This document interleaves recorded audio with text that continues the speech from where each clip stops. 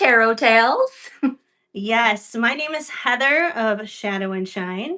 I'm Kelsey, and I go by Soul Light Affirmations across the internet. Nice to see you all back. Yes, we are on episode number 3. So exciting. So, we're going to obviously dive into things here and we're going to start out the week. It's already been an interesting start to the day. That's for sure. It sounded like it when we were texting. Yes. We were both having neighbor issues. Yes.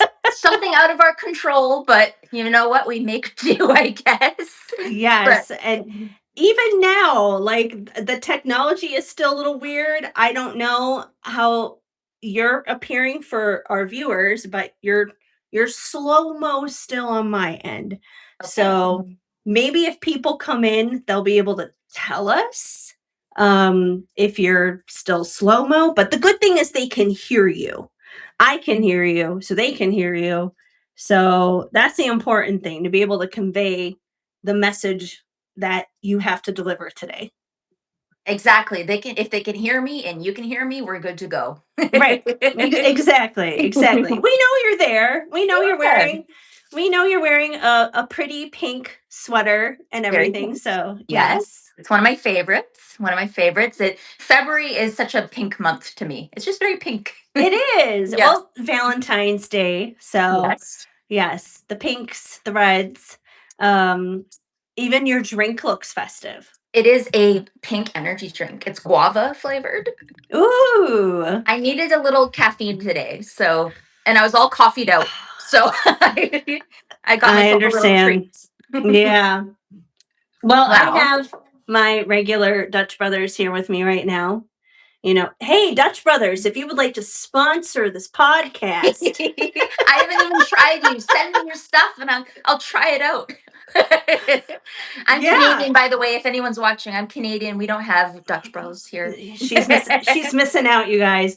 But honestly, every time I go home to Chicago, I am missing out when I'm there because they don't have Dutch brothers there. It's So so interesting, state to state, how things are so different, right? Yeah. yeah, it is Yeah. not nationwide. I wish it was, but it's not.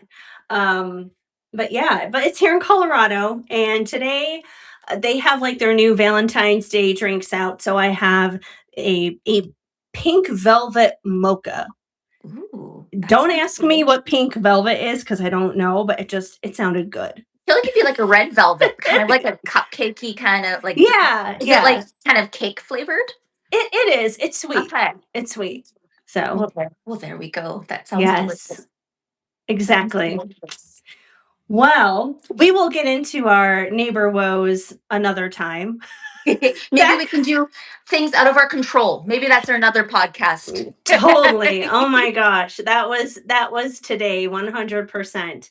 But you know what? That's the thing. It's like when things happen with like our neighbors or just like other things in regular everyday life, like it's still spiritual. There are ways we can still incorporate spirituality in what happens in everyday life.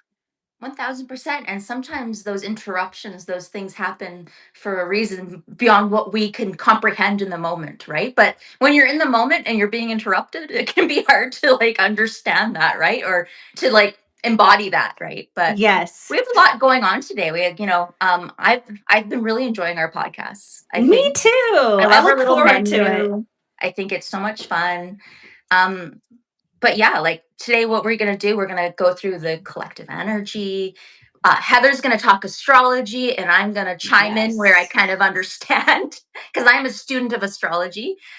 We'll do our cosmic check in, and then we'll do our spiritual deep dive. And Heather, I don't know if you want to expand a bit on what our deep dive is about today. Let's see. I'm just checking the notes right now to see. Actually, let me bring my computer over here so I'm not leaning over and then I can see it a little bit better. Okay. Scoochie, my little pretty pink velvet microphone. Gorgeous on theme today. Yes, indeed. All right. So, our spiritual topic of today is going to be how to wield your intuition in turbulent times. 1000%. I love that. What a good topic. It Because, was. I feel like that's fitting considering what happened to both of us earlier yeah, today. turbulent times, out of our control. Sometimes we don't know why they're happening until it's done. Yes. Right? But Yes. that embodiment is a life practice. That's kind of what I've understood throughout the years of, since my awakening. And we've talked about awakening. We've talked about last week, we talked about anxiety versus intuition. And now this week is kind of that embodiment of, during tough times, how we can lean on our intuition. Exactly. Yeah. Exactly. I was just loading our live up on. Oh, well, this is good. This is positive. I have good news already in the midst of this. Good. So you know how I was saying to me on my phone, you're kind of laggy Yeah. on video. But when I look at you on video on my computer, because I'm looking live on the computer as well, so I can tune into the chat when people come in, um, you're normal. So Good. So to the streamer, the people who are live with us, I hope you can see me because to Heather, I'm lagging. So right. So it's like if she plays with her hair, she's like this to me. slow motion. Right. I'm glad you confirmed that we're okay though. Yes, yes, that is good. It's always good to have another view to discover that. Um, but yes, these technical difficulties, you never know. Last time I tried a different microphone last week and it wasn't working, so I went without it. But this one is working, and it better work because it's my more expensive one. Uh, Shadow wants to have a word, as always. Okay, buddy. Hey, hey. We'll make plans to put you on another podcast. You can be a guest, okay? Yes, absolutely. um, Absolutely. but yes, usually after we kind of do our little introduction, our little intro chat here, we launch into a card pull for the week to check in on the energy. So I guess we'll get into that first. Let's see. Do you want to go first? Should I go first? Who should go first here? This is I can go collective. first. I can Yeah, go go first. ahead. It's This so is funny.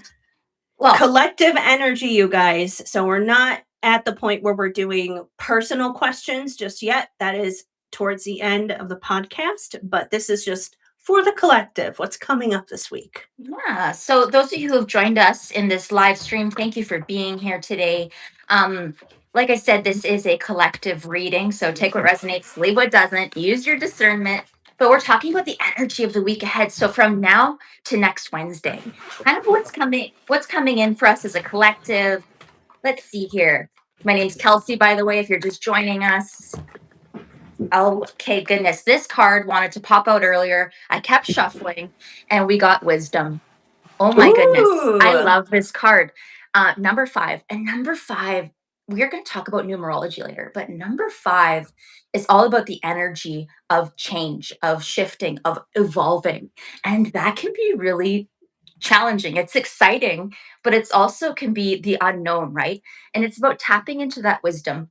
Some of you may be picking up a course. Some of you may be interested in dusting off some of the books on your shelf that you haven't read yet. But I'm feeling like this call to higher wisdom, this call to learning something that you enjoy. Maybe it's a side hustle, maybe it's a hobby. But I feel like, especially with Aquarius season, that's going to be super important, looking into that higher knowledge. And I'm just going to pull one more card, but what I'm seeing is change on the horizon for a lot of us. Number five may resonate for some of you. I'm really seeing the white dog, and I feel like that's funny because was that shadow barking? Yes. Yeah, I'm really seeing that white dog. So that's hilarious. Okay, and we got passion ignited. So this week we're stepping into this energy of higher learning, tapping into the eternal wisdom that we do have. What's beautiful about being human beings is we have um, this wisdom that's within each one of us, and you are your best teacher. I'm telling you right now, you have the power, you have the intuition, you have the know-how to move forward best in your journey. And there's nothing wrong with learning as you go. Okay, and Beautiful energy here. Passion ignited. Remember last week I pulled the sacral chakra card reversed? Yes. This kind of gives me like upright sacral chakra vibes, like this passion, right? So this learning, this higher wisdom that we're bringing Shit, I in, know. it's going to bring in ignite. It's going to ignite this passion within you. And that's so funny that your notification just went off as I said that, but it is fiery. There's something new coming in that leaning into this wisdom and embracing this change is going to be super important this week. And with Aquarius season, it's all about intellect, higher learning, that air sign energy. And I feel like there's going to be some clarity around surrounding your pathway forward. I hope that resonates. Yeah, that makes a lot of sense. I mean, we're kind of coming out of um that new moon. Yeah, no, full moon. I'm like, wait, what moon are we on? What moon are we Yes. on? Full moon Fiery full energy. moon. Yes, we're just coming out of that. So that's kind of what I was thinking of. I was like, oh, this is kind of like, like remnants of that full moon energy because it does linger. It does kind of like ring out over several days Mhm. before it wraps up. So, Well, yeah, like 3, 4 days after the lunation, after its fullest, it's mhm. still the power. And I know as a Leo sun with an Aquarius moon, I was feeling it. Oh, I was yeah. feeling it. Like it was If there's anyone who would feel it, it would be you. it was intense, but it was powerful. And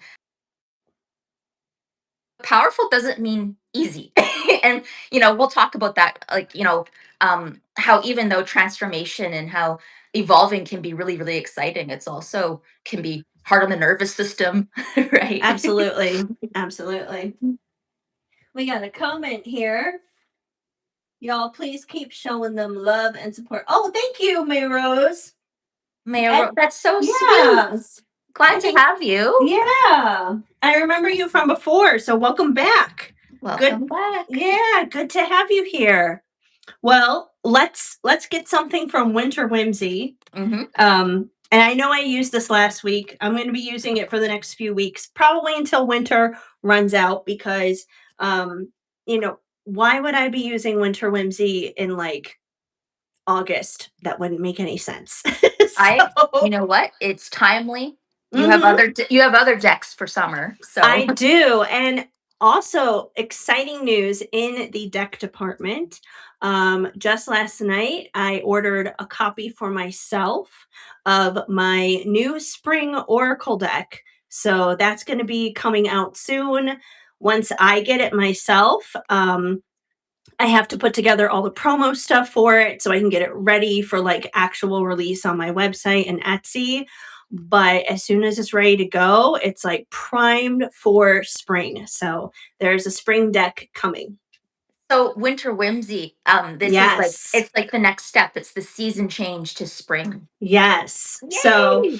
like literally, I have every season now except like the only one I didn't have yet was spring. So I've got winter, I've got one for fall, I've got one for summer, I've got one for the holiday season. And I also, once I get the spring deck as well, I do plan on creating a bundle package, which will be available at a discount. Well, So if that's you buy so cool. yeah, if you buy all 4 of the season decks, including the Christmas one, you'll get a discount that you generally wouldn't get if you were buying each one individually. So, I think that's a great deal. And all 4 seasons, like, why wouldn't yeah. yeah, I'll have to invest in that. Yeah, it's Yeah. exciting. Well, let's see what Winter Whimsy All has right. for us today. I'm ready to receive. What's the energy of this week? There we go. We got something. Okay. Well, we're not quite there yet, but it's coming. We got Pisces season. Oh, wow. Yes, Pisces season, the 12th house. The planet that rules Pisces is Neptune, and Pisces is all about spirituality, the subconscious, and closure. So here's a little look at the card, everything that it says on there. And obviously, we're in Aquarius season right now, but Pisces season is the next one coming. And we do have some planets that are going to be moving into Pisces here pretty soon. So I feel like this card is kind of getting us ready for that energy. It's like, yes, we're still in Aquarius. There's still Aquarius things going on right now. Um, like for example, my mom's birthday, she's an Aquarius. Her birthday's coming up on Sunday. She's very much an Aquarius. But Pisces season's going to be creeping up here. So, just in general, you guys may feel a little bit more in tuned when it comes to your spirituality. If you're tuned into our podcast, then that probably resonates for you. That probably makes sense. Um, and yeah, just like tapping into your subconscious, all of those like deeper hidden things in life. So, Yes, the I find it's so interesting. Um Pisces season is such a time of like, it's almost like a time of rebirth for me. I find it just because it makes, like, before I was kind of aware of the astrological new year, how it begins in Aries. I was like, March is always so hard for me. But it's because it's that end of the year. It's that wrap yeah. up. It's the end of the cycle, right? And Hmm. so it can be challenging for people. Um, and it's also, but it's also exciting because we always are hoping to evolve, right, in our journeys. Hmm. 1000%. And on the other side of Pisces is Aries. It's springtime, it's new beginnings. And that's Yes. important to remember when we have any kind of ending in our life. It's like, yes, something is ending, but a new chapter is beginning. It's like, you graduate high school, your like formative school and education is over, but there's a new chapter happening for you as you step into adulthood, whether that means going to college or starting a trade or starting a business or interning or whatever your path is after that. So, Absolutely. Yeah. And changes, change isn't easy, but it keeps life interesting, right? It keeps life totally. interesting. There's always something to look forward to. Um, 1000%. well, Yes. I'm excited about your new decks and the new opportunities Yeah. coming. That'll be awesome. And with Is that it? said, as long as we're talking Pisces, we might Yep. as well talk about that astrology. I mean, that's the perfect segue. So let me scooch things over here a bit again. Squeeze my computer in. I need more space. Half the problem is I have uh, crystals everywhere. So Oh, yep. Sounds like the, my desk, crystals yeah, and decks and the crystals are taking up space. So I'm like, move out of the way, crystals. Okay. Okay, so this week between today, February 4th through February 11th, this is the astrology you can expect coming up this week. February 6th, we have, which is on Friday, which is also Shadow and Tinkerbell's photo shoot day. For woohoo! those of you who don't know, my chihuahuas, Yes, there they are. would you like to tell the story, Shadow? He's like, that's me.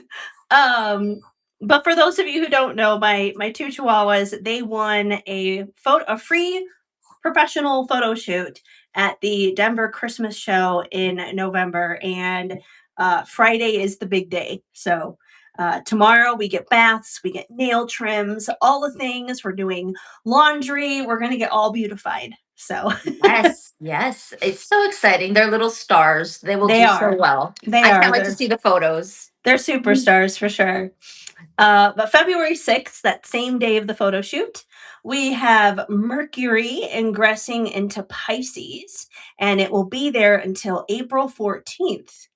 Now that feels like it's a long time. It feels like that's a unusually long cycle for Mercury to be sitting somewhere, but there's a reason for that because it will be going retrograde while it is in Pisces. Um, Hey, Retrograde doesn't happen until the end of February, so that doesn't occur until February 26th, and it will be there until March 20th.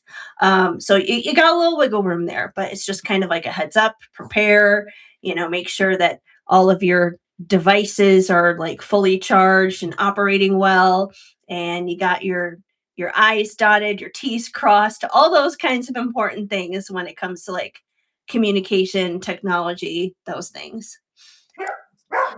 Yes, shadow. And like with it in retrograde in Pisces, I feel like um it'd be like it almost feels like a foggy energy.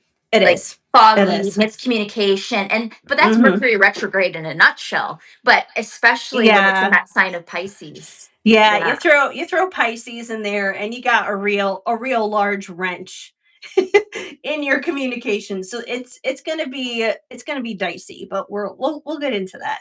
Hmm. Um okay, so let's look at some of the positive things about Mercury being in Pisces, just in general, retrograde or not.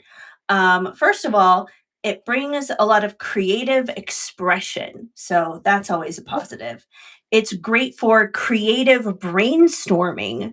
So if you have like a new project, something creative you want to do, this is going to be a great opportunity to really kind of just like water those seeds, plant those seeds, watch them grow, watch them blossom. Um, just like brainstorming those creative ideas, getting them out and flowing, it's going to be really easy. So that's one of the positives of it for sure.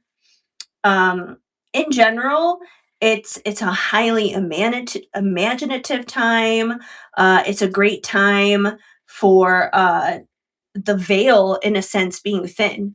I know a lot of the times we think of Halloween as the veil being thin, and yes, energetically that does happen, Hmm. but there's a lot of veil thinning even with Mercury being in Pisces because like if you think about Pisces being about the subconscious and being connected to kind of like otherworldly planes and that kind of thing, you may find yourself like if you're someone who is just kind of a little bit more tapped in, you may find yourself more tapped in than you want to be.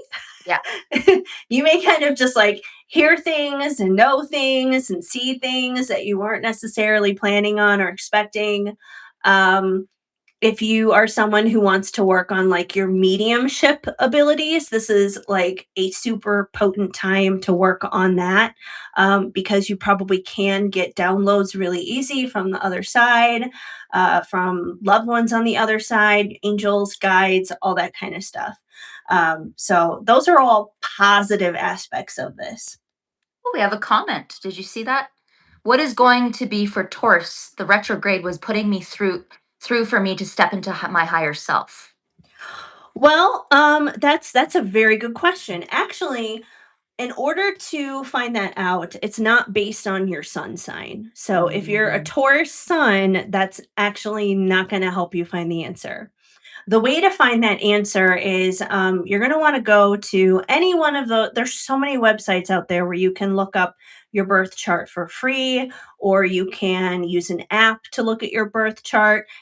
There's like Astro Seek, for example. That's a really good one. Astro.com. You know, just put in your birth details, the time you were born, where you were born, the date you were born. It'll generate your birth chart for you. Now, everything about how your birth chart is laid out, it is all determined on your rising sign. So, for example, I am a Libra sun. So, you know, most of the time you think, oh, you know, what's going on with Libra? No, I don't want to know what's going on with Libra because even though I'm a Libra sun, I'm a Scorpio rising. So Mhm. my chart is set based on Scorpio. Your sun sign, if your sun is in Taurus, that basically means that your energy levels are that in Taurus. So our sun is our vitality. So that's what the sun symbolizes in astrology. It's not your personality, it's not, you know, all those other things. It is your energy levels.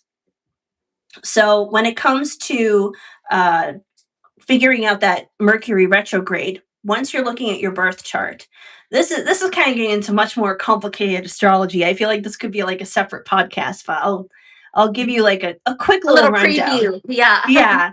If you find the symbol for Mercury, so you're gonna have to find what Mercury looks like because there are different glyphs to represent the different planets. You're gonna have to find where uh well, this isn't even your natal Mercury, you'd have to find out where that transiting Mercury is, because there would be two Mercuries. One is your natal Mercury, the other one is the transiting one. The transiting one is the one you're going to want to look at because that's the one that's moving around your chart in real time. So you're going to find Mercury in Pisces. And wherever Pisces falls in your birth chart, that's going to tell you the area of life that it's going to affect. So, for example, if you have Pisces in the fourth house, it's going to be impacting your home life, your family life, anything happening behind the scenes. If you have Pisces in your 10th house on the opposite side, it may be impacting your career, your public reputation. So it's all dependent on where that is falling in your chart.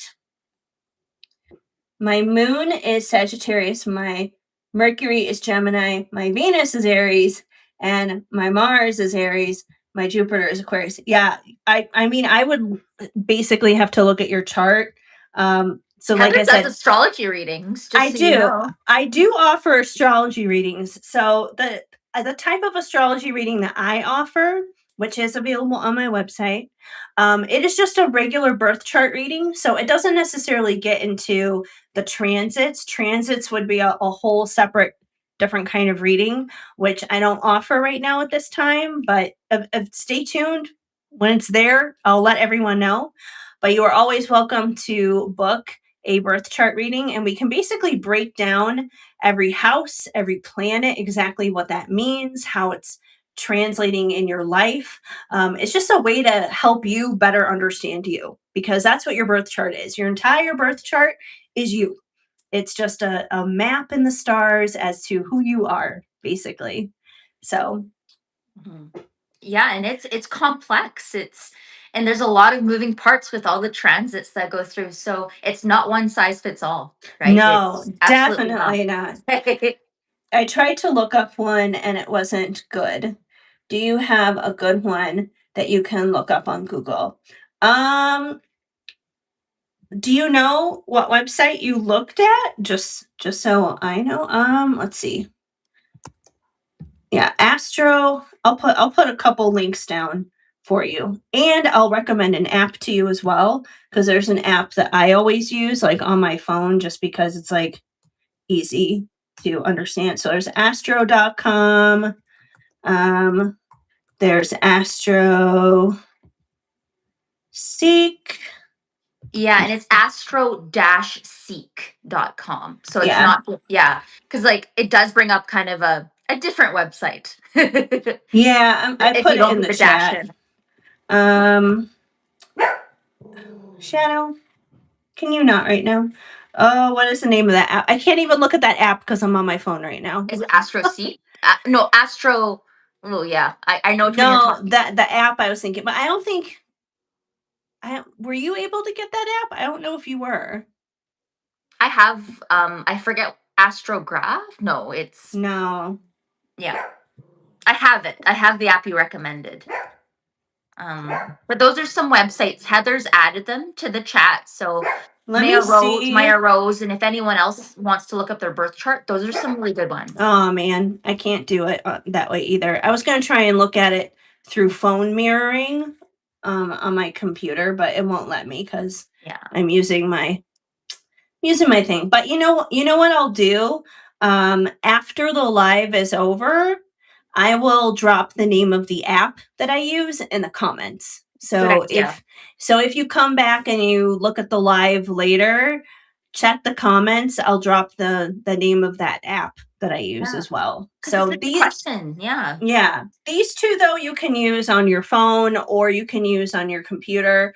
But the one I'm going to leave in the comments later is going to be an app. So you'll have to go to the app store for that.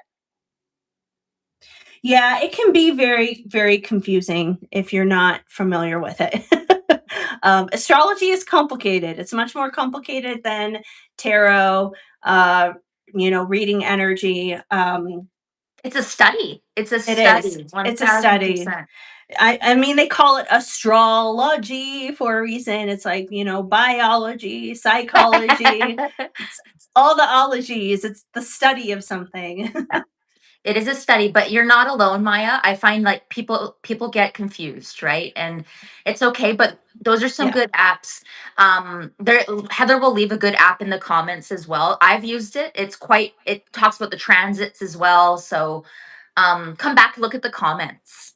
But And where were we? We're always come back to the podcast too. I mean, yeah. aside from like booking with me, if that's something that interests you to like deep dive into it. Um we're always going to be talking about astrology here.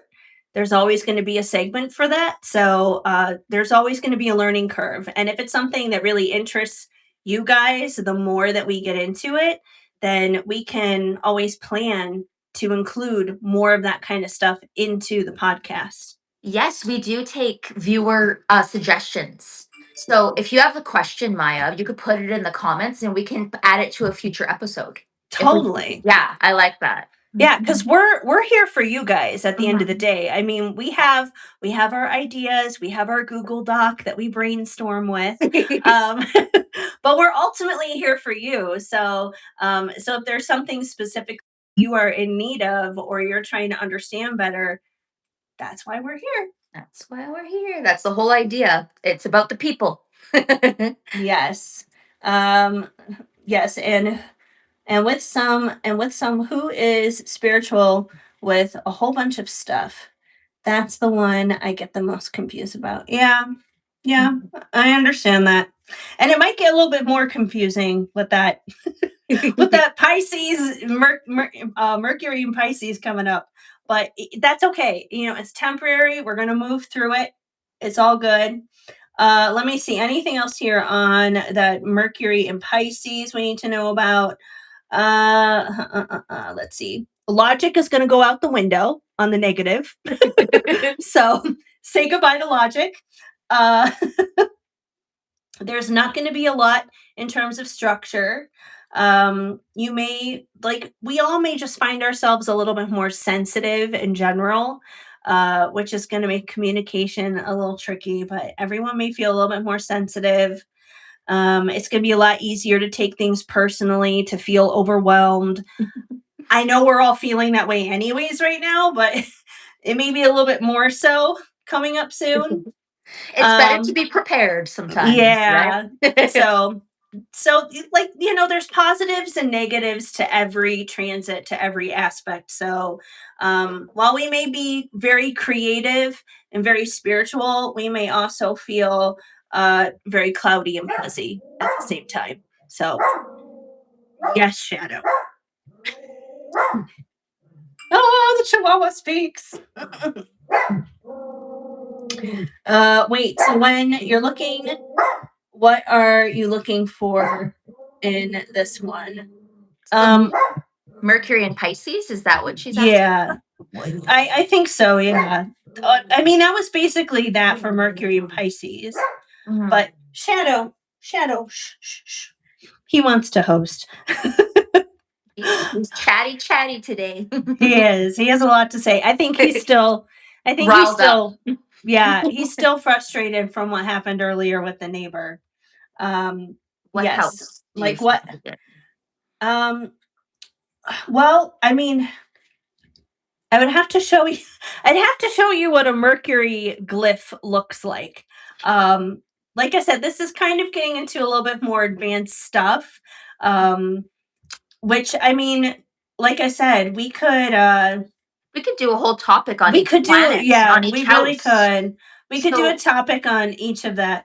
You'd have to find, yeah, because this isn't just, we're not just talking about like natal astrology, because there's natal astrology, which is your own chart, and then there's the transits. So if you were looking at like a transit chart, basically like the inner circle is going to be like your birth chart, like your natal planets, and those don't move, those are stationary.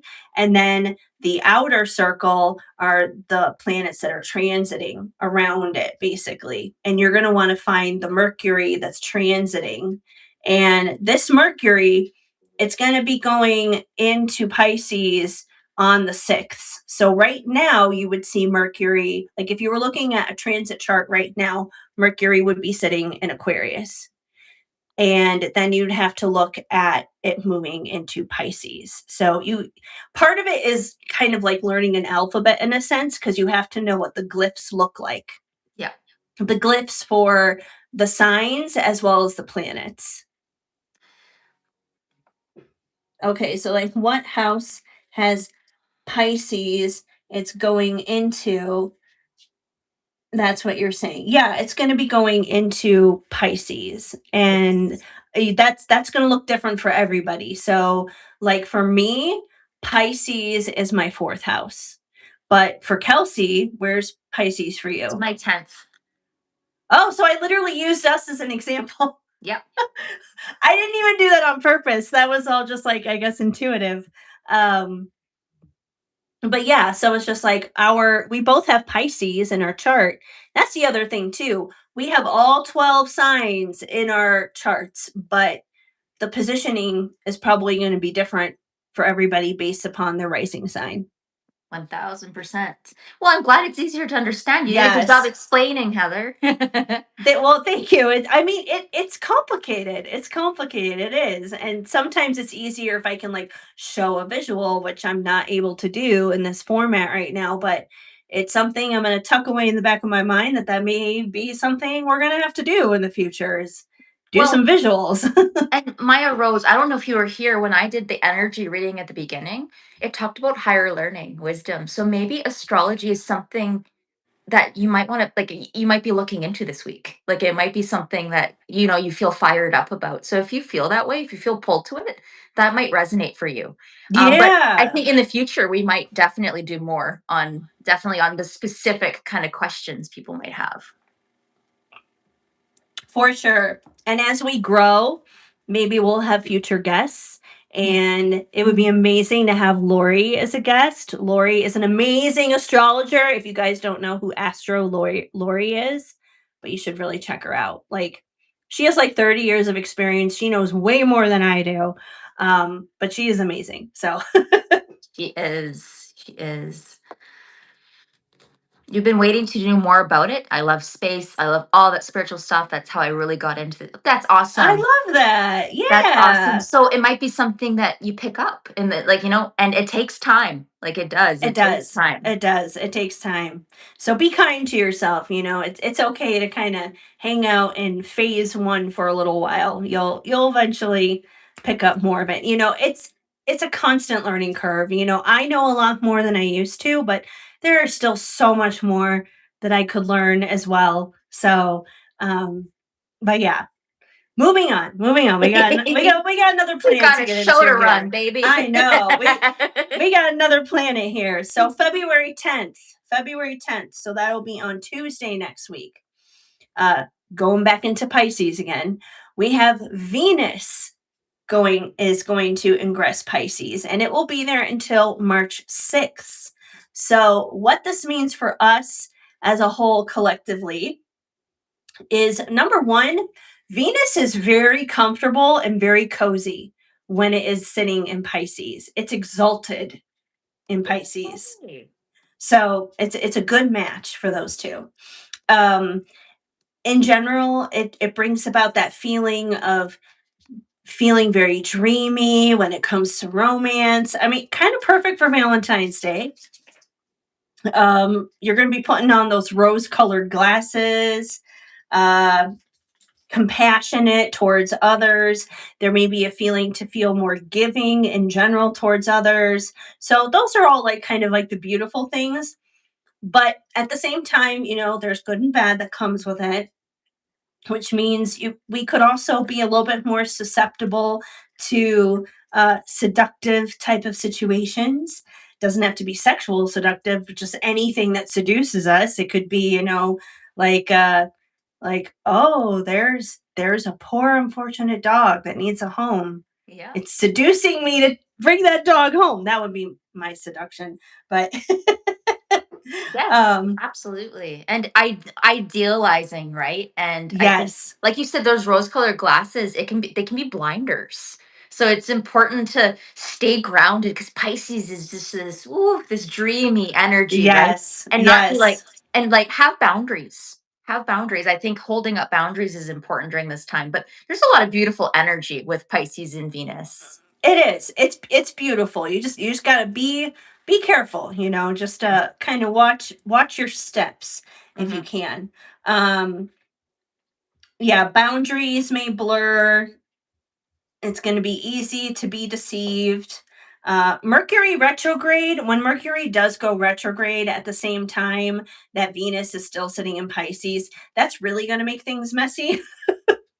Oh yeah. So that particular window of time is going to be uh a little crazy. Yeah, exactly, Shadow. So just just kind of be up and up on yourself. Um this energy also, it brings a lot of feeding ground to longing, to desire. um and once again, on the plus side, it is also going to mean heightened intuition, especially regarding love and money, because Venus, of course, rules over love and money. So, you may be able to trust your gut a little bit more in a sense when Venus is sitting there. If there's like an opportunity to make money, like maybe you get this intuitive download, like, I feel like I should get a lottery scratcher today. Well, you know what? Maybe you should. Maybe you should then. Maybe that's the day. You never know. Yeah, follow your nudges, right? And if yeah, I think that's important. You never know what could be coming your way. Exactly. Exactly. So that's kind of the astrology for this coming week. Next week is going to be really interesting, just as kind of like a preview as to what we're going to be heading into. Um, Number one, we're going to be having that new moon solar eclipse happening in Aquarius. That's going to be some big energy. Hang in there. We're going to get into that next week. And Saturn is also going to be entering Aries next week.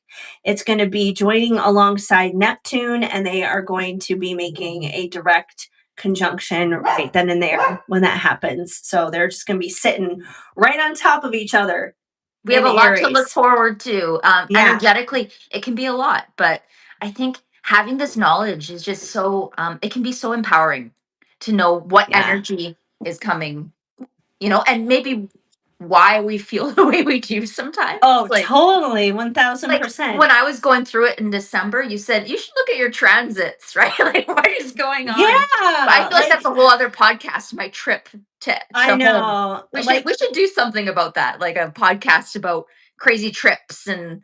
Yes. Long story short, you guys, Kelsey was having all these like travel issues over the holidays, both like long-term travel and short distance travel. And it was nonstop. I was like, girl, you got to check your transits. There's Yeah. something going on. That's weird. Yes, and you know what? Anytime I've gone through a period, it's of time of like heart. Look, we're going to talk about that later. But Mhm. anytime I've gone through a tough period, when I look back and look at the astrology transits, I'm like, yeah, yeah, it makes a lot of sense why Yep. I was feeling this way. So it can be, but when you're going through it, sometimes it's not helpful to know. It's like, okay, it's happening. But afterwards, it's good to reflect and to kind of see, okay, like this is an explanation for kind of the strangeness, right? Or why you're feeling in your feels, or Yes. whatever you're going through. Yes. Or sometimes like we won't even have a transit happen yet, but we'll know something is coming. And maybe it's a Saturn transit or it's a Pluto transit, and those can be known for being pretty scary. And we can catastrophize in our heads like, oh, that means this horrible, awful thing is going to happen. And that may not be what it means at all. Well, it's different for everybody. Like we could do a whole podcast on our Saturn returns. We could do a Hmm. whole podcast on our nodal shifts. Yeah, there's just so much, and not everyone has bad experiences at every transit or good No, experiences. no. they're oftentimes like they can be very neutral, right? It's just Yeah. Yeah, like Saturn returns are a perfect example. Everyone like catastrophizes them. Like, "Oh, it's my Saturn return. My life is going to fall apart." No, that doesn't necessarily mean your life is going to fall apart. no. And we'll get into that in a future episode, I feel like that's Yes, a good topic. it is. It Yeah. is. I'm Ooh, just going to four check in four on the four. chat. We have 4444 on the timer just now. Oh, Yeah. nice. Yes. Let's see. Let's see what's happening here with Mia Rose. Uh-huh. I'm just checking up here because I haven't looked at what she said. Of course. You've been busy talking about astrology. I know. Oh, you just got out of an abusive situation. Oh, my goodness. I'm glad you're out of Hugs. that situation. Hugs. Hugs to Hugs. you. Yeah, I'm glad you're out of that situation. Yeah, me too. Yeah, that's always so tough. Yeah, getting in touch with your bad bitch energy. I love that. Yeah, For sure. For we love sure. that. Love that energy. Thank you for being here. Yeah, thank you. We both appreciate that so much. Okay, well, now we might as well get into our 5-minute cosmic check in. Yes. And today, our question is, what is your numerological, if I can spit it out, personal year number? Ooh. Okay. Okay. Do we know how to calculate that? Whoever's in the chat, give me a second. Is it the birthday month? Birthday? Is that what Yes. it is? Yeah. So to figure out what your personal numerological year number is, you're not going to like if you were trying to figure out like your life path number, you would take your entire birth date and you would add up all the digits and then you would break it down to a singular number. Well, you're not using your entire birth date. You're taking the day, the month you were born, the day you were born with 2026 because this year is 2026. So, for example, if you were born May 15th, you would add up 5 plus 1 plus 5 plus 2 plus 0 plus 2 plus 6. I don't even know what that equals, but And then you reduce that number, yeah, right? let me bring up my calculator so I can use I that know I had to as do the mine a few example. times. Math is not my strong suit, so I know. I'll I'm be like, honest. like I just arbitrarily chose a day. I didn't like that's not even my birthday. So I just like I just chose like a random date. Let's see. Let's add that all up together. So when you take May 15th and 2026, you add that all up together, you get the number 21. So you're going to want to break down that 21 and you're going to want to add 2 plus 1, that equals 3. We're down to that singular digit. So for someone whose birthday was May 15th, they would be experiencing a 3 year. Yes, and it's about the numerological year is the growth cycle that you're going through.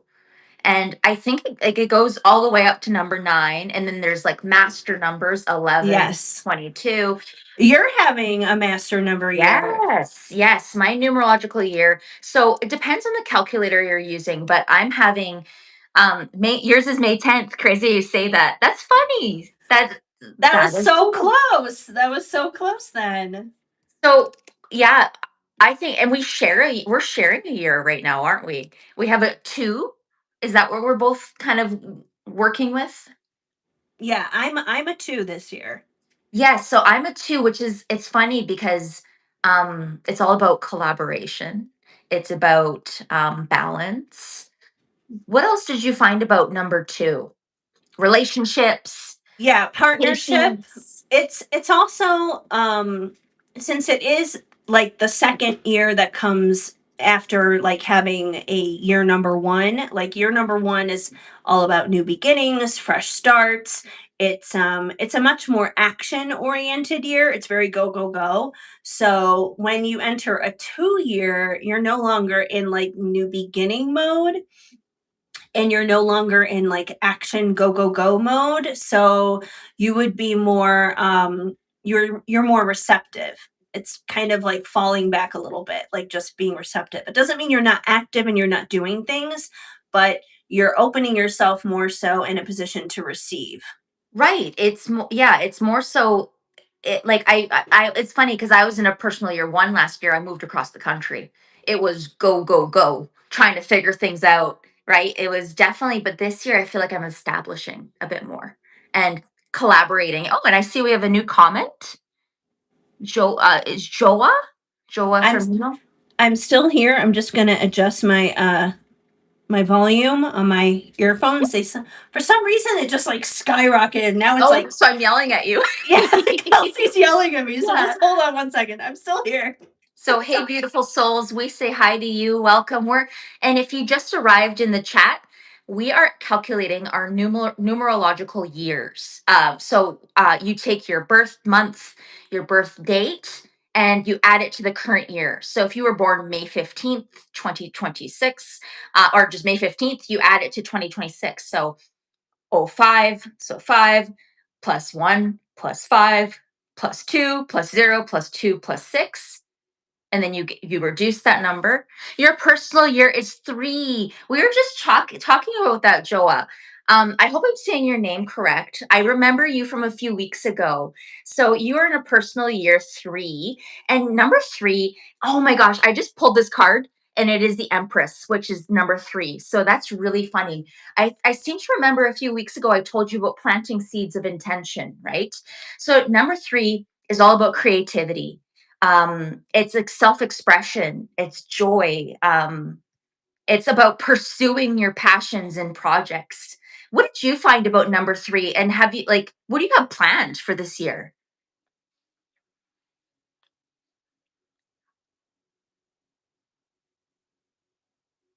Yes. So remember, and I literally felt my intuition told me pick this card off the top of the pile. I have my tarot cards sitting here. Boom. Yes, I gave you that card last time. I remember you. And you asked a really good question about the next 90 days, right? I remember you. So we talked about planting seeds of intention, right? This is like the number 3. So what I love about numerology, the number 0, it is like an egg. It is waiting to be fertilized with new ideas. 1, you're having something manifest. Number 2, that is that intuition. Like it's kind of like the high priestess vibes, and number 3, something has manifested. So I feel like there's a lot of growth here. So you're a year ahead of me and Heather and I mean, excuse me. We're in a year number 2, which is great for us because we're working on this podcast and it really took off in the new year. I can't hear you, Heather. I can't hear you. No. So Maya Rose, if your birthday's May 10th, yeah. 5, 10. So you add 5 plus 1 plus 0 plus 2 plus 0 plus 2 plus 6. So separate the digits. 3 likes, 3 viewers, 333. I love that. Yeah, great. That's great that you noticed that, right? Having that awareness of the numbers around you, it actually helps you tune in, right? Um, and have you like I bet you'll be seeing that number on a license plate in the next week or so. You're going to be seeing 333 on a license plate somewhere. That's my bet. That's what I've just kind of got through my intuition. Can I put it in the comments? Can I comment? Heather, yeah, I'm sorry, Heather, I can't hear you. Okay, give me a second. I'm going to see if I can comment. I don't know if I can.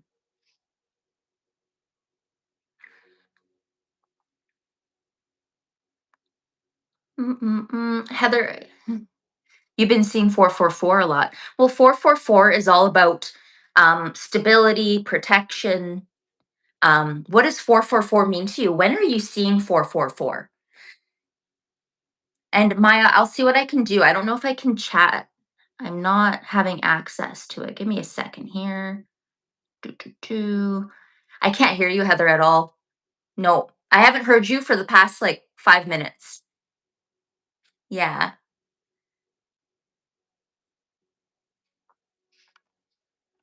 Okay, give me a second here. Okay. Sorry, guys, we're having some technical difficulties. So, um, give me a second here. I'm going to see if I can write down the equation for you because Maya's asking. I feel like true. I can see what I see total for. So, let's see here. So we'll wait until Heather. We can hear her again. Yeah, I hear. I don't hear you at all.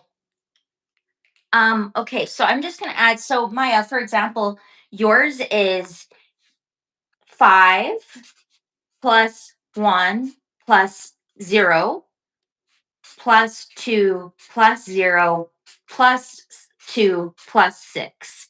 So it would be breaking down those digits. So 5 plus 1, 6, 6 plus 2, 8, 8 plus 2, 10. Okay, and so on. Plus 6 is 16. 1 plus 6 equals 7. Heather is 3 steps ahead to find her sound system solution. So you are in the year 7, Maya. That's what year you're in right now. So sorry, Heather.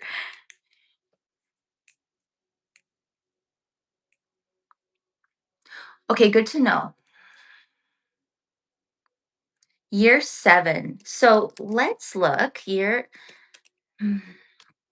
So 7 to me, um, it's not about good or bad. Like I find numerology is it can be pretty neutral. Some Can you hear me now? yeah, girl. Gosh, I'm sorry. That is so frustrating. I was just like, do do do do do I do don't do know do. what happened. It was like I literally don't know what happened. It was like something I feel like it started with the headset because all of a sudden you were like screaming at me in the headset and I was like I have to adjust the volume so I was like leaving it on one ear so I wouldn't go totally deaf and then you couldn't hear me and I was like what is going on. I was about ready to go to chat gpt next. I was So like funny you bring that up. We just got that comment in the comments. ChatGPT or any AI can calculate the personal year real quick. Yep, that's true. That's true. And it ChatGPT. can also hopefully help you with your audio issues. Oh Oh, man. sorry for yelling at you. That I don't know. That's just weird. I guess I'm not using the microphone the rest of this live. I would rather use a microphone for sound quality, but I can hear you crystal clear, but I understand. You have a beautiful pink mic you want to I use. know it's so pretty. I plan on recording my music with this, but I think that'll be different because that'll be in my closet and not live with an audience or anything. Yeah, it'll be different, right? But You're I not dealing with a platform. I think about the summer a lot though because I look at my air conditioner. Yeah, and I know how loud it is. So I'm like, I don't want like it just to be like you, me, and the air conditioner every week. Oh, 1000%, right? It's about you're prepping. You're 3 steps ahead of your sound quality, right? Yeah, yeah. That's what it was Well, in the comments. yeah. There's 3 steps ahead. I mean, hopefully by the time the summer rolls around, I'll have this figured out maybe a little bit more. Maybe I need to get a third microphone or something. I don't know. it's exhausting, but I figured out what it was. There was like a little thing on the side here where I had to like it was muted for some reason. I don't know Oh. why. I'm It glad there was a muted. reason. Like I'm glad that you were able to flip the switch, right? Yeah, it That's was what muted. I don't matters. know why, but not We even have Mercury retrograde yet. But I was going to tell you, Kelsey, if you if you go on the live on a different device and you just like mute the sound, yes. you can respond to the chat in there. Good. Okay, good to know. I'll do that next. I'll see if I can pull that up. But we've been having a good discussion about numerology. I was in the middle of talking to Maya about year Yes, 7. yes, please So she's continue in, there. I don't even know yeah. what's going on because I was all like, volume? Okay, so year 7 is all about inner wisdom. Um, it's about introspection. It's about spiritual growth. I remember when I was in a year 7, that's the year that I really kept to myself, not in a bad way, but I almost needed to seek my own counsel, if that makes sense. It was very much kind of like the idea of introspection, slowing down, letting go of the past to clear out for a new cycle. That's kind of a number 7. It's that number of transformation. It's kind of known as like year of the seeker. I've heard that. Have you ever heard that? Yeah. So, and Joa Firmino, sometimes I go to AI to understand the cards that I receive from a real tarot reader, just have a second take on the reading. I've heard of that too. I think it can give you like, I think it can give an interesting interpretation, right? But um, it's always good to have someone's like I said, it's always good to utilize your own intuition as well. Like, I think those are Oh, tools, totally. but I also think what you see, obviously, Joa, like you have an understanding of tarot, you have an understanding of numerology. My biggest suggestion is like I think that's fine what you do. Absolutely. Do what works for you. Checking on AI and stuff like with other interpretations. But what do you see in the cards? That's kind of the important thing. It's understanding where your intuition lights up. And I think as someone you're obviously intuitive, you're obviously very spiritually aligned and have an understanding, but um I'm getting the feeling like, yeah, that it's we've talked about the importance of trusting and knowing what you see, I think is going to be really important for you. Exactly. Yeah, a 7 year. Like you were saying, it's very introspective and it's very spiritual. It's a very highly spiritual year. So It is. It's very. I found when I was in a year 7, it was a lot of clear out. Maya, I've been releasing the past a lot, and that's been making my relationship stronger and your money come faster. Absolutely. When you make room for things, new things can come in, align things, right? yeah, I love that. That's wonderful. Um, So what are you looking forward to as a year 2 and year 11 this year, Kelsey? Well, I think as a year 2, I'm looking forward to kind of building something lasting. I'm looking forward to working with people, drawing in a community that is aligned with what I want, and also I'm getting married. So it's a year. Yeah, It's a year of union, right? And so that's huge partnership. it fits perfectly. So I'm really excited about that. And as far as like the year 11, my goodness. Like, I haven't really thought much about it. Like, the 2 kind of really resonates, but year 11 is supposed to be one of the master years, right? Master Yeah, number, yeah, intuition, inspiration, and like spiritual illumination, which makes sense. It's kind of like I'm kind of putting myself out there with this podcast a lot more, right? yeah. Yeah. And how I do you feel like if feel? anything, it like that year 11 for you paired with the 2, I feel like it's basically saying like it's magnifying that too to be like it's just going to be a very magical time. It's going to be a magical time for your partnerships that you make this year. I think so. I think so too. It's like double magic, like the 2 and Yeah. then the 1 and the 1. I love numerology. Like it's just it really resonates with me, which is funny as like I did not like math at all in school, but Right. like I understand. as an intuitive person, as I've done this intuitive work, numbers come to me. Like I see numbers all the time. I really resonate with numbers, but that's a whole other we could do a whole episode Yeah. on It's numbers. different from school where they're just like, oh, x plus y equals z. What does that mean? I don't know. I don't know. Oh, that's so funny. All righty. I feel like that going to be next year when I move in with my person and surprise her with something. Ooh, that's exciting. That is, Yeah, yeah. Um, what was I gonna say? Yeah, because next year, number 8, ooh, 8 year for you, Maya. An 8 year, like, and when I think of 8, like, I always think about like abundance. Like, I think about abundance, deep transformation, also deep transformation. Heather Heather is, is okay, real you good. go ahead, you read Oh, it. well, it is for me, so I might Yeah. as well go ahead and read it. It's real good to understand what the cards are trying to tell. I would say it's her gift. Oh, thank you. She builds the puzzle right away. Kelsey, your gift is sort of natural. You get it directly. Oh, you're the sweetest. That Thank is very you. kind. Thank you. Yeah, it's we Yeah, have different, like, different abilities, right? Different gifts, different strengths as readers. So I appreciate that you're sticking around yeah. with us. Definitely. And that's one of the reasons why we're collaborating because everyone has their own unique gifts and talents and ways they can contribute. And, I've really been working at kind of like building out my website and building out my business. And Kelsey is obviously one of the people I have brought onto my website as one of my readers. And that's because she can offer things that I can't. And I'm happy to display her and show her off with her talents.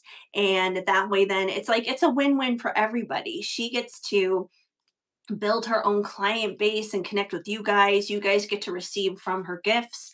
And and you know what, honestly, for any of my readers, not just Kelsey, but the money that you guys pay for her reading or anybody else's reading, they basically get all of that. Like I only get like a very very small percentage, which is basically just for like maintenance on the website. But I make sure that my readers are paid exactly what they are deserving of, which is Oh, everything.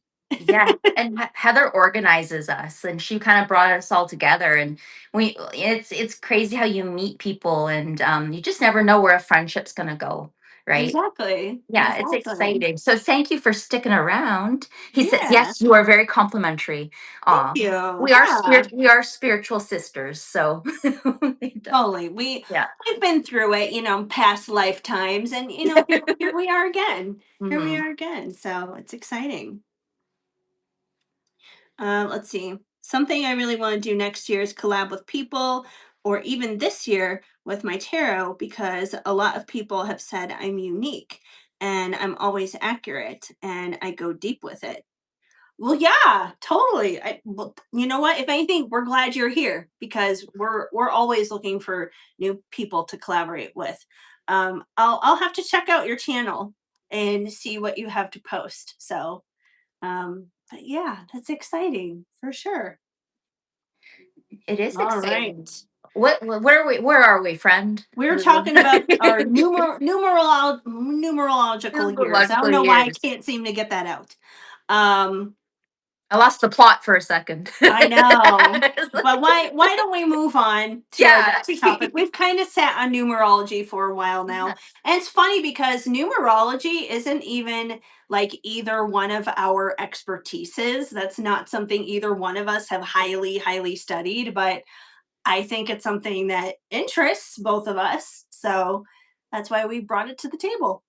Love, yeah, yeah, absolutely. It's just fun, right? I always am looking to add to my toolbox, my spiritual toolbox.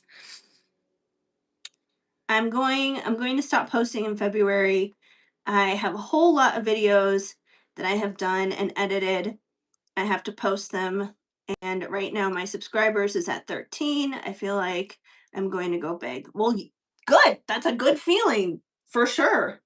Um Yes, I'm starting posting. That is the most important thing. And really, with anything that you bring to social media, whether it's tarot or anything else, consistency is the most important thing.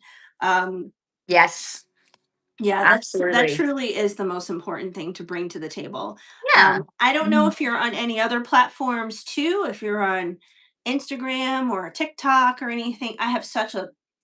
I feel like I'm in such an abusive relationship with TikTok all the time. We tried Such to a launch this love-hate on relationship. TikTok. We did. But We like did. we did, guys. Like if you weren't here we tried to launch Tarot Tales on TikTok. I jumped through so many fiery hoops to try, and I would go live, and we couldn't join, and I'd be like a circus by It myself was. trying to entertain It people. was awful. Yeah. But then, yeah, because live wouldn't work for us because And we had too many poor hoops. Tanvir. I think of Tanvir every time. I'm like, oh, I hope Tanvir finds us here. 10 beer. I have to message them. I'll have to message them. Right. Yeah. Because that was definitely one of your loyal ones for sure. Oh my gosh. Uh, Yeah, TikTok can be hit or miss, Maya. Like it it just, can. It and you know what? can. We find that YouTube is such a nice platform for doing this type of content. It Especially long form. Especially long yeah. form. Well, YouTube people is are kind kind of of looking old for that. reliable, you know? Well, why don't we get into our spiritual topic of the week? Let's get Our big into it. topic, Let's get into it. which is how to wield your intuition in turbulent times. It's kind of a loaded one. It is. It's this is yeah, it can be a lot, right? And Hmm. yeah, we're talking about embodiment and intuition in motion. And um we talked about awakening, our first podcast, right? And then we talked Yes. about knowing the difference between Just intuition intuition in general. and anxiety, right? And we talked about knowing the difference. Um, and now we're kind of getting into the journey of what do you do when times are tough?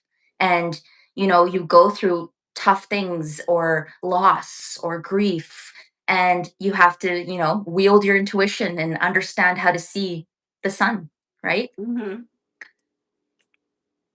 And I feel like this is especially relevant right now. Um, I mean, really for everyone worldwide, but I mean, obviously, if you're living in the United States, you probably know it's a little chaotic and crazy. It is definitely not the same United States that I remember growing up in as a child. That's for sure. Everything has very much so changed and has been very scary for a lot of people. The unknown is scary in general. Whether it's that collective energy or just on a personal level, it's like maybe you don't know where your next paycheck is going to come from. um you don't know, it's like, oh, is someone going to be there for me down the road in the future, all those kinds of things. It's like the fear of the unknown. It's just, yeah, there's a lot of turbulent stuff going on. So um this is a very timely topic. Like it it, is. it definitely. I feel it always could be timely, but especially timely now. Like it Yeah. just, Since the yeah, 2020s kicked off, I would say. yeah. 1000%, because sometimes when we first awaken, we can look at the world through like rose colored glasses. Everything is a sign. Life can be euphoric and beautiful. It's kind of easy to use that intuition. It's easier to use your intuition when it's going well. But when reality kind of sets in, or when we have heavy collective energy, or our own personal lives are heavy, that's when it gets challenging. Yeah.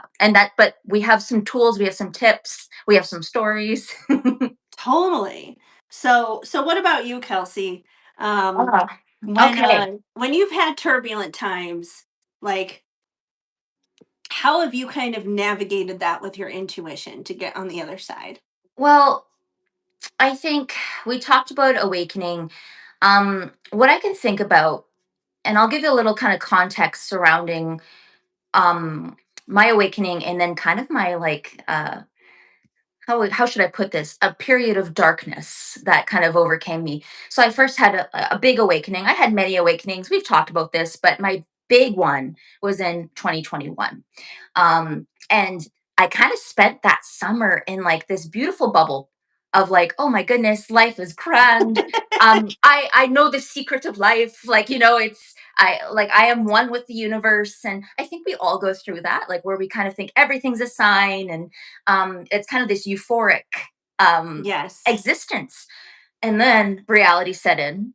It was understanding, okay, I have all this intuition, all this wisdom, all this connection to spirit. What do I do now? And I was still working a job that wasn't quite aligned with what I needed to do. Um, and then that winter, I actually went through a period of significant loss. I lost two of my young cousins. And out of respect for my family, I'll just keep it brief, but that loss shook my family, shook me to my core. One of them was younger than me. We lost them within a week of each other. And so that was a really tough time. Like, I was like, what was tough was the contrast of how beautiful my summer had been and how euphoric and wonderful. And then to see the to just see how it played out for that in that winter, the loss. I didn't understand why. Um, I spent months in grief trying to make sense of this beautiful knowledge I had come into contact with and how vastly different I felt after the loss, right? So my big thing was it sounds cliche, but I had to learn to feel. I had to Yeah. learn to feel. Yeah. And all throughout my life, I was told I was too sensitive. That stop crying. You don't need to cry, right? So I learned to stifle, to kind of like zip it and throw it away. It doesn't. But this was the first time in my life where I realized I needed to feel the emotion. I felt anger, disbelief, like sorrow. I couldn't believe life was real. Um, and but what kept me centered, which is so interesting to me, is the week that my cousins both passed, I didn't know they had passed yet. I had a nudge from spirit to go to a metaphysical store. And I didn't know why I was there. I was like, girl, you don't need more decks. Like, but we know that's the story of my life. I But was about to say that hasn't really changed. I love my decks. But anyway, I was led to this beautiful deck. It's called the Gratitude Oracle, and it is just so beautiful. It reminded me of like calendars that my aunt used to buy, and my cousin and I used to look at as little girls. And Aw. came across this two of these shungite carvings with little fairies on them, and Aw. I thought to myself, I need both of these. Why do I need 2? I didn't know why. I just bought them. I was like, "Yeah, okay, Yeah. I'll just buy them." You know what? And then I found out my cousins had passed and some time had passed, but I feel like I was led to these tools before I even understood what was going on. It was my intuition leading me, spirit leading Yeah. me. So I was able to lean on these tools. So you shouldn't be dependent on your spiritual tools. You shouldn't be dependent on anything, really. No. But No. this allowed me to connect with some beautiful imagery. It allowed for me to, I gifted this to a family member, right? I had these beautiful things. It's like spirit was prepping me for this period of grief, of understanding, but it was learning to feel my emotions. And how do you do that, right? Um, I think sometimes just regulating yourself. So let yourself feel your emotions.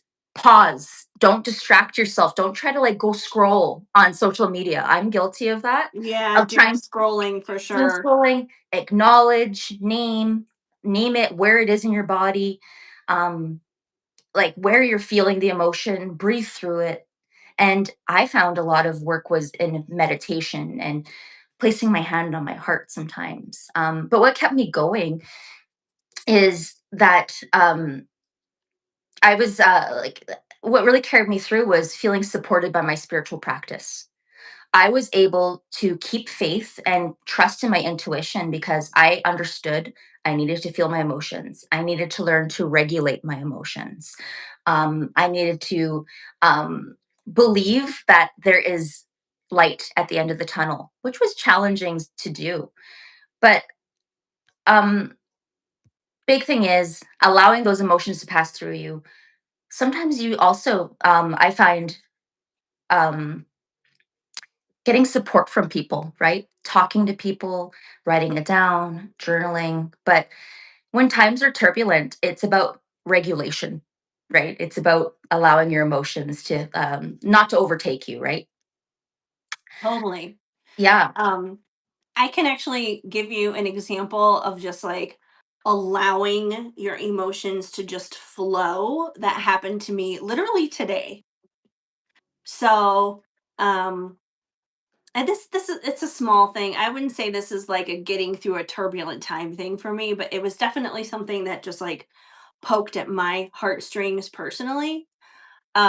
Obviously, being a Chihuahua mom, anything dealing with a Chihuahua is instantly going to get to me. And I don't know if you guys are familiar with this. She's like a dog social media influencer. She goes by the name Serena Stradler. She Never has, heard of her. No. she has, well, she had, I shouldn't say has, she had two Chihuahuas, Maddie, which was the older one, and Remy, who is the younger one. And Maddie was 15 years old, and she recently passed away last week. Oh, And when I first saw that post, of course, it was like it was crushing to me. It was absolutely crushing because my mind instantly thinks of my own little babies. And like first thing this morning, I wake up, I get on a TikTok, and the very first video I see is like a new video from her. And she was basically kind of giving a rundown on exactly what happened because her chihuahuas are very well loved, very well taken care of, you know, on top of um, their health, their doctor's appointments, you know, they have like these amazing diets, nutritionists, you know, like the full 9 yards. And I guess I think it was like she said was something with like the gallbladder or something, but something exploded one morning and she was throwing up and they rushed her to the ER and she went septic. So they weren't able to save her.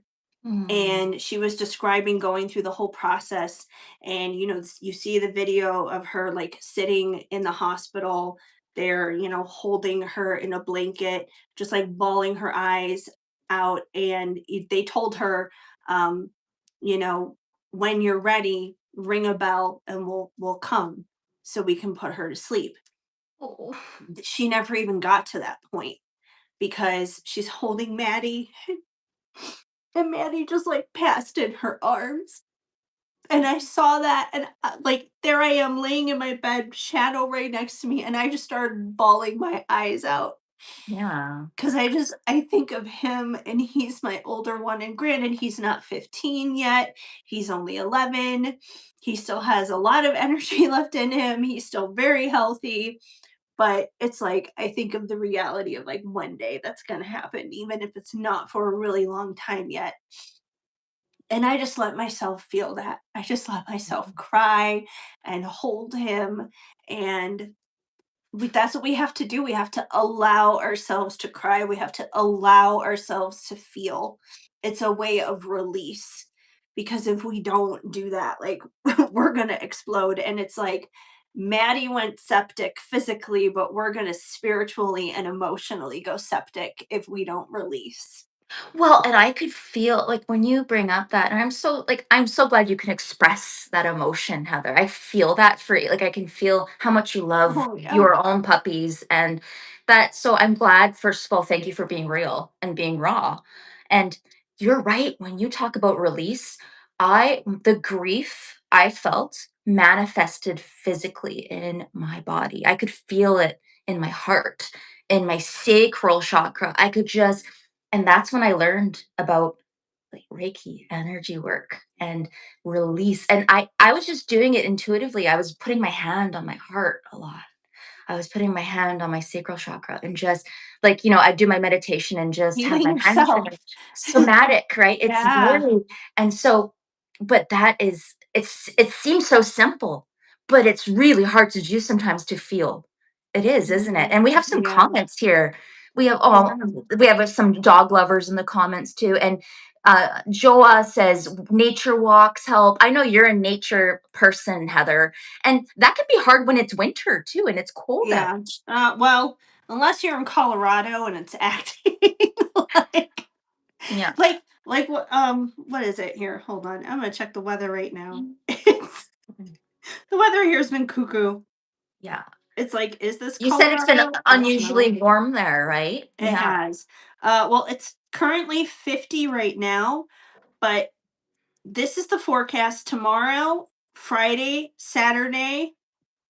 It's going to be 60 degrees, Sunday 61, Monday 62. Well, maybe you can get outside a bit. It's I actually do plan on doing that. yeah. I think on Saturday after our photo shoot, we're probably going to go take like a hike somewhere. Cuz the temperatures are going to go down after that, like starting on Tuesday next week. So, and then I'll probably lock myself in my closet and record music. Record me. Yeah. Heather is an amazing singer and she's got lots of stuff coming down the pipe. So I pay do. attention. I have two songs I'm going to be working on. One is about twin flames. So if you're all about the truth about twin flames, it's coming in the form of a song. And the other one is a Christmas song, and I'm hoping if I can feed it through the right hands, it can go to a really good place this for the holiday season 2026. I'm really excited for you and so proud to be your friend. I do music to make my own beat, make my own lyrics. Okay. So we Oh, have some very music cool. lovers in the comments too. It makes sense. This is our community that we're Yeah. joining.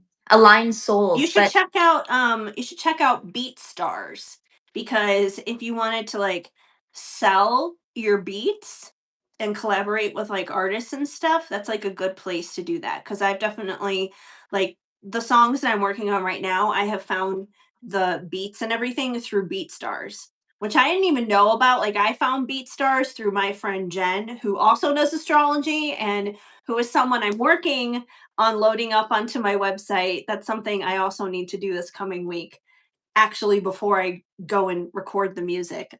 But she's very knowledgeable about astrology too. So if you guys check out Gemini Baby on Spotify, she has her own podcast as well, which I have been a guest on before. So I've you should listened to check her it. out. Yeah. It's excellent. You talk all about your business. You talk about your connections with 98 degrees. It's pretty Yes. cool. Yes, for sure. Yeah, but like as far as like intuition, like I think having a practice, having something to keep you grounded, even if it's simple as putting your hand on your heart, if it's as simple as checking in with yourself in the mornings, like what energy am I feeling today, and naming it, right? What am I putting out there? But those check-ins are small but mighty. Like keeping it's about keeping your feet on the ground, right? Sometimes, and sometimes it's about survival, and it's about getting through the day, right? And what do you find about intuition in turbulent times? How do you stay connected? Oh, um, lots of grounding, obviously. I mean, those nature hikes, they are important. It's like it's important to go to the dentist, it's important to go to the doctor. For me, it's important to like carve out those windows of time to like get out there in nature and get grounded. I feel like the older I get, the more important that's become to me for some reason.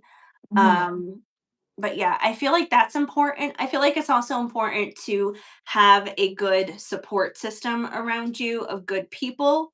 That doesn't need to be a lot of people. It doesn't have to be tons of people, but even if it's just like two or three people that you can have like, on speed dial, you can text them at like any time, and they'll be there for you. Those people are always really good to have because those are like your lifelines. um mhm. Let me see, like you used a time in your life. Let me think of a time. Like I feel like there's so many times I'm like, what time should I choose, Heather? There's been so many And that's the thing is, chaotic times. let's look at the library, right? Like there's Right, a I'm lot that like, oh my gosh, which how chapter should we human. go to? But we have a um comment. It says, I'm a bit stoic in turbulence. I feel, reflect, take lessons, move on. Yeah, some people are different, right? yeah, Some people have i different reactions. I can't say Absolutely. I'm stoic. I'm I'm not definitely either. not stoic. I'm There's a nothing little stoic about I'm this. way more I'm way more emotional. Like I mean, obviously I'll sit here and cry over a social media influencer losing her own chihuahua. I don't know her personally at all, but I've seen the story and I can relate as a dog mom, so it's just like it had me just like bawling my eyes out. Meanwhile, Shadow's probably like, "Mom, why are you smothering me right now?" Yeah. But um and totally. And there's things that will impact you differently than other people. Right. right? We And that's all have our okay. different triggers. Um, 1000%. but one thing I can think of, okay, if we have to follow our intuition in turbulent times. Okay. So we're gonna go way back. We're gonna go back.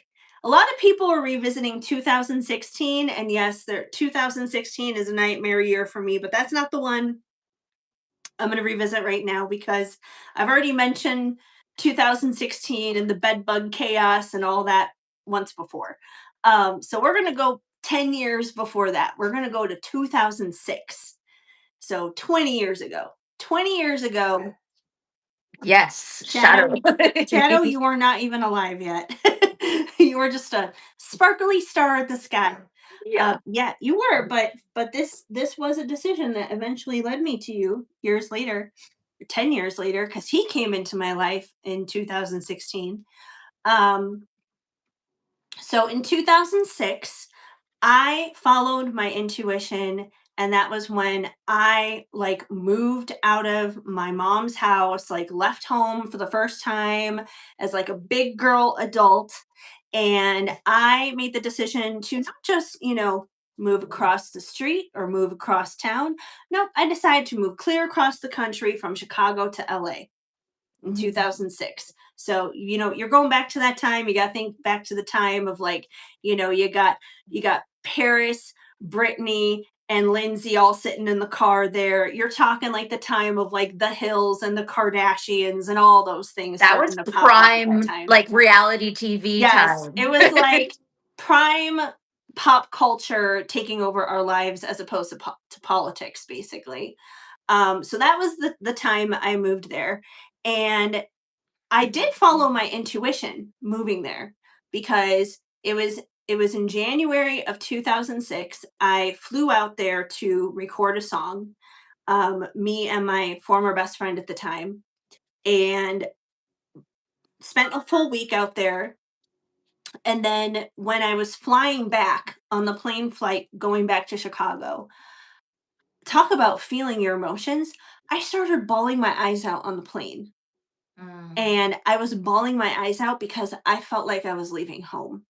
I was like, no, that's home. That's where I'm supposed to be. And I followed myself down the rabbit hole. I followed my intuition. And 6 months later, we were taking a moving truck and everything else out there. And I had an apartment and we moved clear across country to LA, me and that best friend. I remember, And yeah. yes. So I trusted that intuition. And that was the positive part of the intuition. That was kind of like the high, in a sense, like what you were talking about after your awakening. Mhm. And then there was the downfall that happened after that. I did not see my former best friend at that time. And there's a reason why she's a former best friend because she completely backstabbed me after we moved and got settled. So we were there for 6 months, moved in June of 2006. Fast forward to December of 2006. We go home for the holidays, and everything seemed to be normal, seemed to be fine. um Mind you, at the time that we were moving, um well, okay, maybe I should back this up a little bit. In the time period, in that 6 months, those first 6 months we were there, so when we first got settled, I was freaking out because, I never had to pay rent before, or, big girl bills or anything like that. So I was freaking out. I'm like, what if we become homeless and we can't afford anything? I don't know what I'm doing, blah, blah, blah, blah, blah. So former best friend, she winds up getting a temporary job that lasted her through the summer. By the time her temporary job ended, I found a full time nanny job that I started in September. So I was secure for myself from like September on. Her job ended at that time. And then it was like every time I would come home and I would, walk into the apartment, she would be sitting there in her pajamas watching what it doesn't exist anymore, but back then the channel SoapNet existed, and she'd be watching SoapNet, How if anyone remembers cliche. that. Watching her soaps. Right, watching SoapNet every time I'd come home. And I'd be like, "So, how was the job hunt? Like, what's going on?" or whatever. She'd be like, "Oh, there's nothing out there and there's nothing happening, blah, blah, blah, blah, blah." Mind you, I'm paying literally for everything. And I know most people will be just like, "Oh, you shouldn't be like paying her phone bill." But you know what? I was paying her phone bill because that was the only way she could communicate with the world to get a job. Like, if she didn't have a phone, how was she going to get a job? So I was literally paying for everything. I was like the mom, basically. Yeah. And so we go home for the holidays. She still doesn't have a job at that point in time. And when we came back, she basically stabbed me in the back and she was just like, "Oh, you know what? I'm not going to go back to LA. You can go by yourself. You can go back by yourself." And she like threw our friendship out the window completely. And I wound up going back to LA by myself. Now, first of all, I'm devastated because I feel like I'm losing my best friend.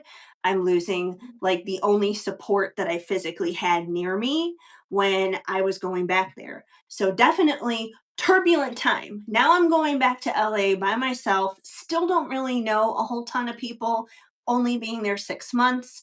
Um, Very hurt from this former best friend situation and everything. And mind you, when we moved out there, she brought all of her stuff with too. So I have her bedroom, her like childhood bedroom set sitting in the second bedroom of our apartment. And she wasn't like willing, she wasn't like claiming it or anything. She wasn't like, I was more than willing to send her stuff back to her if she gave me the money to ship her stuff because it's her stuff. It's So not she my just abandoned her responsibility. stuff She there. abandoned it. I had to Oh. look into the legalities of it and everything. And after 30 days, if they don't claim it, it's considered abandoned property. Oh. So, which definitely that time came and went. So there was actually like a family a few doors down from me who didn't have like a whole ton of stuff. So her bedroom set wound up going to that family. So it did, it went to somebody who actually needed it, which was great. So, anyways, I'm trying to figure out my new life in LA completely by myself on my own. Meanwhile, former best friend, her dad told her when we moved out, "You make this decision to move out, you make it work in LA. If you come back to Chicago, I am not going to let you come back to live with me." And he kept his word with that. So she was like couch surfing from one place to live to another. She didn't have a stable place to live.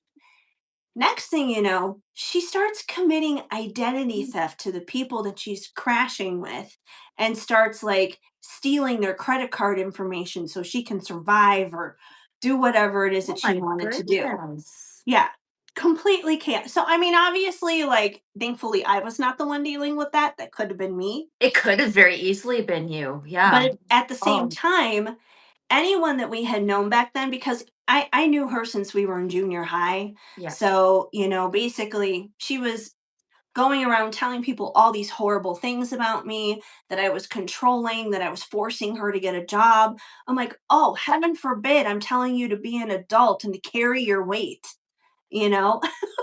And we got a comment. It's just 2006 LA move, two female best friends. What could go wrong? Question mark. Everything, everything.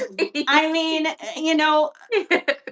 Lauren Conrad and Heidi Montag had their thing going on, and I Yeah. had my thing going on too. So it's like, Dang. Yeah. yeah. That's a So turbulent time, Heather. it That was. was It was on very multiple turbulent. In levels. a lot Yeah. of ways, like, and this is probably why like The Hills was so resonant with me at that time, because it's like I tune in, I'd be like, "Oh, Elsie, I feel you. I get it, Elsie." So, but yeah, it was insane. So she's like totally trashing me to everyone back at home. I lose a whole bunch of friends back at home, and those people wind up getting screwed. Eventually, she messed with the wrong person and she actually wound up serving time in jail. She served Holy. like a year in jail for committing identity theft. So, obviously, it did eventually catch up with her, karma and everything. And I did have people come back to me later saying, "Oh, I'm so sorry. I shouldn't have listened to her. I should have, reached out to you." But to me, it was too late at that point in time. I was just like, you had my phone number. Like, Well, and you'd hope people would know your heart, right? You would hope right, people, right? exactly. I'm like, Yeah. you could have reached out to me and Mhm. you could have, heard my side of the story, but you didn't. Yeah, Like, you 1000%. showed your true colors in your complacency. So there were a lot of people that I lost in addition to her. But, I had to trust my intuition with that initial inkling on that plane flight way back in January of 2006 that this was all going to work out. And so I wound up getting myself connected into a local church at that time. And Beautiful. I dove in. I was like, I need to get out there. I need to meet people. I need to connect with people. This is going to be my best bet, whether it's social situations or financial situations, whatever the case may be. And obviously I stayed there and I built my life and I lived there for 15 years. And LA is a very transient city, so you see a lot of people come and go and come and go. And over those 15 years I saw a lot of people come and go. That first year is probably one of the hardest years you can ever overcome in terms of a hurdle. But by the time it was like June of 2007, like a year later, I was so much more settled and I was so much more happy. And I had friends and I had people that I could turn to. And I was like actually getting connected. And it was good all the way around. But I had to trust my intuition. I had to trust it. Like, just because there were these hiccups and these obstacles that came, it didn't mean that my initial intuition was wrong. I was still meant to be there. Oh, I just got goosebumps. You had to, it was like a trust fall. It Like, was. even though it wasn't perfect, nothing ever is. But No. that inkling, that intuition you felt to move was Hmm. correct. And even though it Hmm. wasn't perfect, you held the vision. I like that. Exactly. And you Exactly. connected. You got connected with the church, right? You got connected with people, and we talked about reaching out to people, and talking to people who are like-minded, and being in a community like that is great. Yeah. I Mhm. was able to do more with my music. I eventually went back to school a couple of years after that. I went back to school and completed the music business program at UCLA. Continued to meet more and more people down the road. I mean, you know, it was a snowball effect and it was great. And if I hadn't stayed, I never would have had Shadow. Yes, absolutely. And I think we touched on this briefly, but when you go through the hard times, when you're in it, you can't it's really hard to see the light, right? But it's Totally. important that like you said, stay grounded, trust. Um, Even like some days in the middle of when I was going through all of that in that year, the grief, the sorrow, I would like the little signs. Like I remember I had a vision board on the side of my wall, and the sun would come in and hit it at us like and hit a word, and I'd look at that word and I'd be like, "That's a message." Like it's like Like just the word of the the day. beautiful little things, right? I Sometimes you have love to that. find that. Because the sun would hit my vision board every day at a certain point, and I just thought it was, it kept me connected to spirit, and it was, Yes. in times of turbulence. A few comments here. I feel like a lot of people, even spiritual people, it's hard for us to trust because we don't know what the outcome, but deep down, we feel like we just need to trust and going Yeah. through. It's Yes, hard. It's yes, hard. and yeah, My zodiac sign is I am a Libra sun, Libra moon, Scorpio rising. heavy Libra energy. Yes, there's a lot of Libra energy. I mean, there's more Libra than just the sun and the moon happening there. Um, like my Mhm. Saturn is there, my Pluto is there. There's a lot of Libra happening in my chart for sure. But yeah, one good thing to remember when it comes to astrology is we're not just our sun sign. We are the entire chart. So there's a lot of stuff going on there.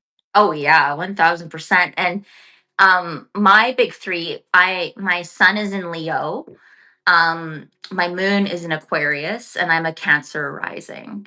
And but I have lots of Cancer energy in my chart, like tons of it. So I'm very in like feeling. I'm very emotional. I'm very in Hence that touch. sensitive child. I'm sensitive. Yeah. But no, it's and I love like that everyone's charts are so unique, right? That's what I find so Yeah. I interesting. love that.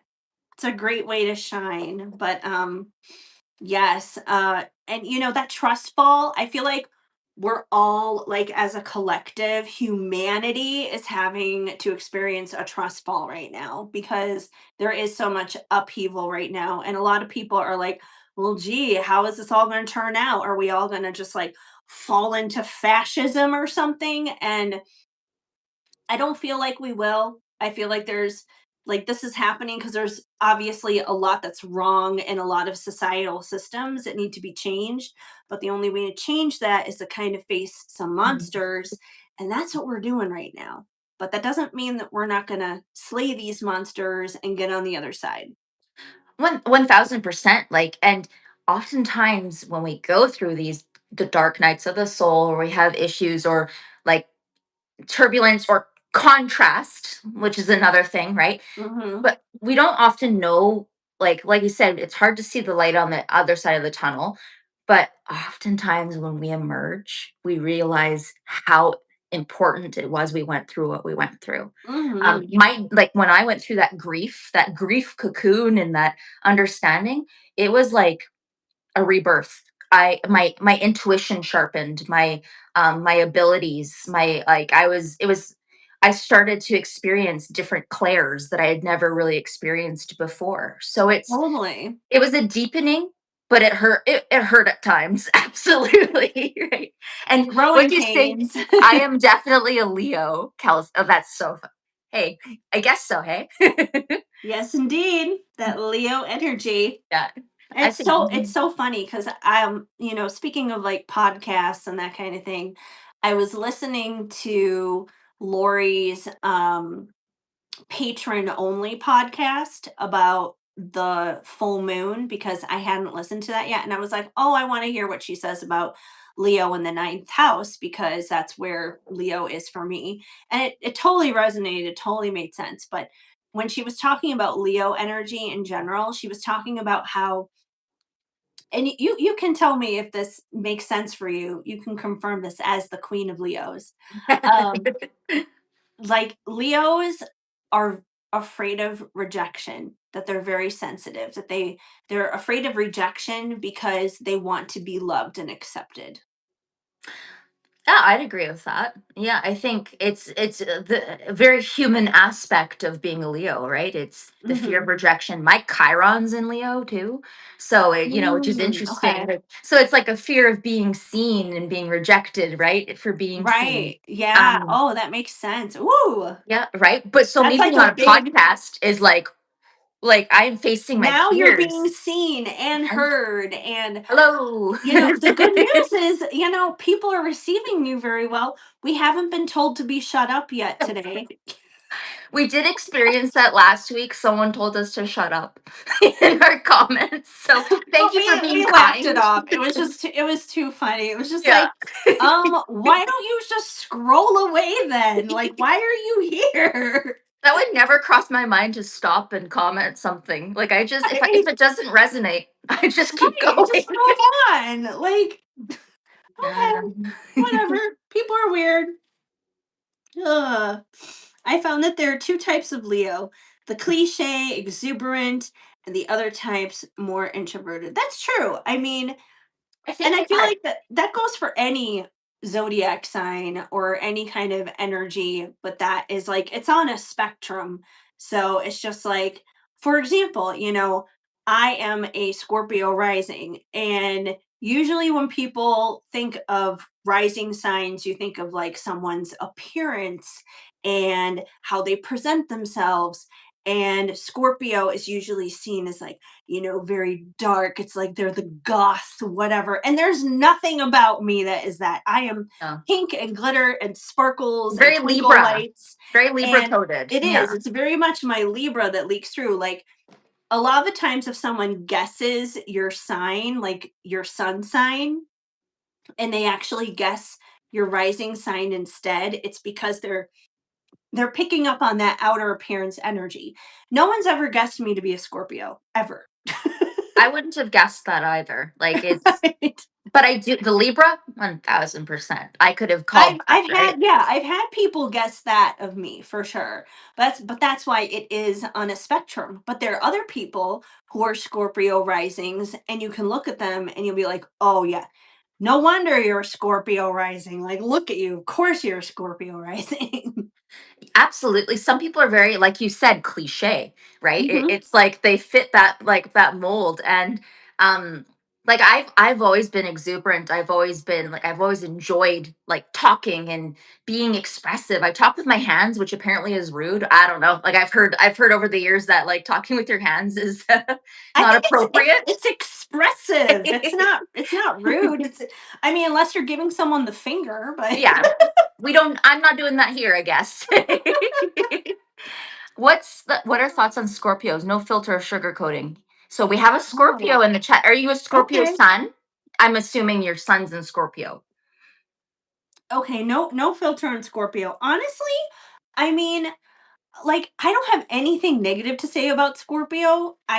I do love Scorpio because I do have Scorpio placements. Obviously, being a rising, my Mars is also in Scorpio, and Mars is very comfortable in Scorpio. Um, and Shadow actually, speaking of my little boy down there, he is a Scorpio, and what I love about Scorpio is in some ways it's very misunderstood. It can be seen as, very like moody and goth and filled with like vengeance, and it kind of has like this bad rap, but it's also very protective, very loyal. It's Mhm. like when you get on the good side of a Scorpio, like that Scorpio is going to be there for you, ride or die, no matter what. There's a fierce like loyalty and There is. like bravery. I've always felt like there's like this like courage behind being Yes. a Scorpio. But like I said, there's strengths and then there's kind of like weaknesses too, right? To That every sign. I feel like that bravery, it comes from the transmutation because it's a very transformative kind of sign. Mhm. So you go through a lot of different changes, and that takes bravery. So I mean, honestly, I have nothing but respect and reverence for Scorpio. So but like with any sign, there's positives and there's negatives. Somebody who maybe is a little bit less evolved in terms of handling their emotions, they may be the more reactive type of Scorpio, where it's like they're instantly going to go to bringing out that stinger and vengeance and that kind of thing. They may be more of that stereotype in a sense, but not all Scorpios are like that, obviously. Oh yeah, like you said, it's a spectrum, and then you have so many other placements that influence things, and um, I find it super interesting. And you have a Scorpio Sun, your risings in Pisces, so lots of water energy, like water kind Yeah, of energy yeah. here to calibrate. Definitely intensity, a lot Excellent. of a lot of feeling, a lot of emotion there. But that can be absolutely beautiful. Mhm. Beautiful energy for sure. Yeah, Um beautiful. Thanks for sharing that. My goodness. yeah. Well, I guess we should probably open things up here for questions if Yeah, anyone has a reading, like a question for a reading they would like yeah, it's to personal reading get time. into. Yes, yes indeed. For sure. We've been on for a while. So the dance floor, we called The it the dance dance floor floor is last week. open. The dance floor is open, so come on out, bring on your boogie shoes. Show us your stuff. Exactly. Bring out your best dance moves. And if you have a question, lay it down in the chat, and Kelsey and I will do the best to answer and give you some insight and guidance for your week ahead. And of course, we'll be back again next week with the dance floor wide open, too. So, Dance floor, disco ball with a fan. yeah. Ooh. Ooh, yes. It's like we're doing the tango or something, the flamingo. That's I cute. love that. There's a TikTok I saw of a young boy. dancing in the kitchen with his mom, and he has a fan, and he's like whooping it. Like it is the. Ooh. I'll have to send it to you. It is the cutest thing I've ever seen. But that reminded me that of that. So thanks for commenting that. And That's a if you good. want to cry, I'll send you Serena Stradler's. Oh gosh, if I need to release some Yeah, if emotion. you need to release some emotions, like I'm like, oh, if I go back and I watch that again, I'll be crying again. It's just, oh, it's so emotional. Oh man. So to open the dance floor, I got this card, which again we talked about number two. Very interesting. That's we're both in a year two, but this is about intuition. This is the card of the High Priestess, which is interesting because we've talked all about intuition the last few weeks, Mhm. right? I mean, we are intuitive. And those of you who are joined us, you are intuitive as well. So really, to open this dance floor, it's about connecting to that intuition, right? And in a way that makes sense to you. We've talked about, if you missed last week, we talked about understanding intuition versus Oh anxiety. my gosh, Astro Future. Astrofuture, It that's just the, hit me the yeah. name. Like I know we're way past the conversation right now, but just like boom, it just That like was the landed in my download. brain. That Yes. was your intuition I- download, right? I'm gonna put that in the chat in case it's missed or whatever. But Astro Future. That was the name of the app aside from astroseek.com and astro.com, which you can go on your phone or your computer. But Astro Future. Future is an app. Because I know Maya Astro Rose Future was app. asking about that. Oh, Maybe I can Astrofuture. maybe I can find the Oh, link for it. Astro Future. oh, in the meantime, we have a question. Should I ask what's coming my way? Joa Firmino. Do you want me to start, Heather? Oh, I think it's No. just for iPhones. So if you don't have an iPhone, you might not be Oh, able to download it. oh, so it's not But available for Android, maybe. there's the link to Astrofuture. If you do have an iPhone, you can download that, and that's a really good app to not only look at your birth chart, but to look at your transits. You can also add other people into the app as well if you know their birth information, and you can see how like the synastry is between you and someone else. So yeah, that's just another random suggestion. Okay. No, it's good. Kelsey, Good you remembered. yeah, Good you go remembered. go for it. So let's get into this. We asked, okay, should I ask what's coming my way? Yes, you should ask that question. It's a good one. Okay, let's get into this. I'm gonna clear the energy here. Take a moment. What is coming your way? Joa Firmino. What is coming your intense? Okay, we got too many cards. So one more time. The energy is ripe. The energy is coming your way. I almost feel like I want to switch decks. We're gonna pull one card and then see if I want to switch the deck over because I feel like, yeah. Okay, if you've been feeling at all stagnant, Joa, um, there's this discontent and boredom card coming through, which gives big Four of Cups kind of vibes. It's kind of, but it's reversed, which is telling me Mm. it's like this time of maybe stagnation, maybe some hibernation. It's kind of coming to an end, like, and that can be kind of jarring. But what's coming through here is patience. So remember, I said those seeds of like the planting those seeds of intention, and that number three is coming through for me as well. Big Empress energy. There is something brewing, but it's about you've honored that patience and you're kind of stepping out of that period of stagnancy and something is brewing and you're getting a firmer foundation out of it. So something lasting is coming. Let's see maybe what specifically is coming your way energetically. I have my energy oracle cards. These give kind of an overview.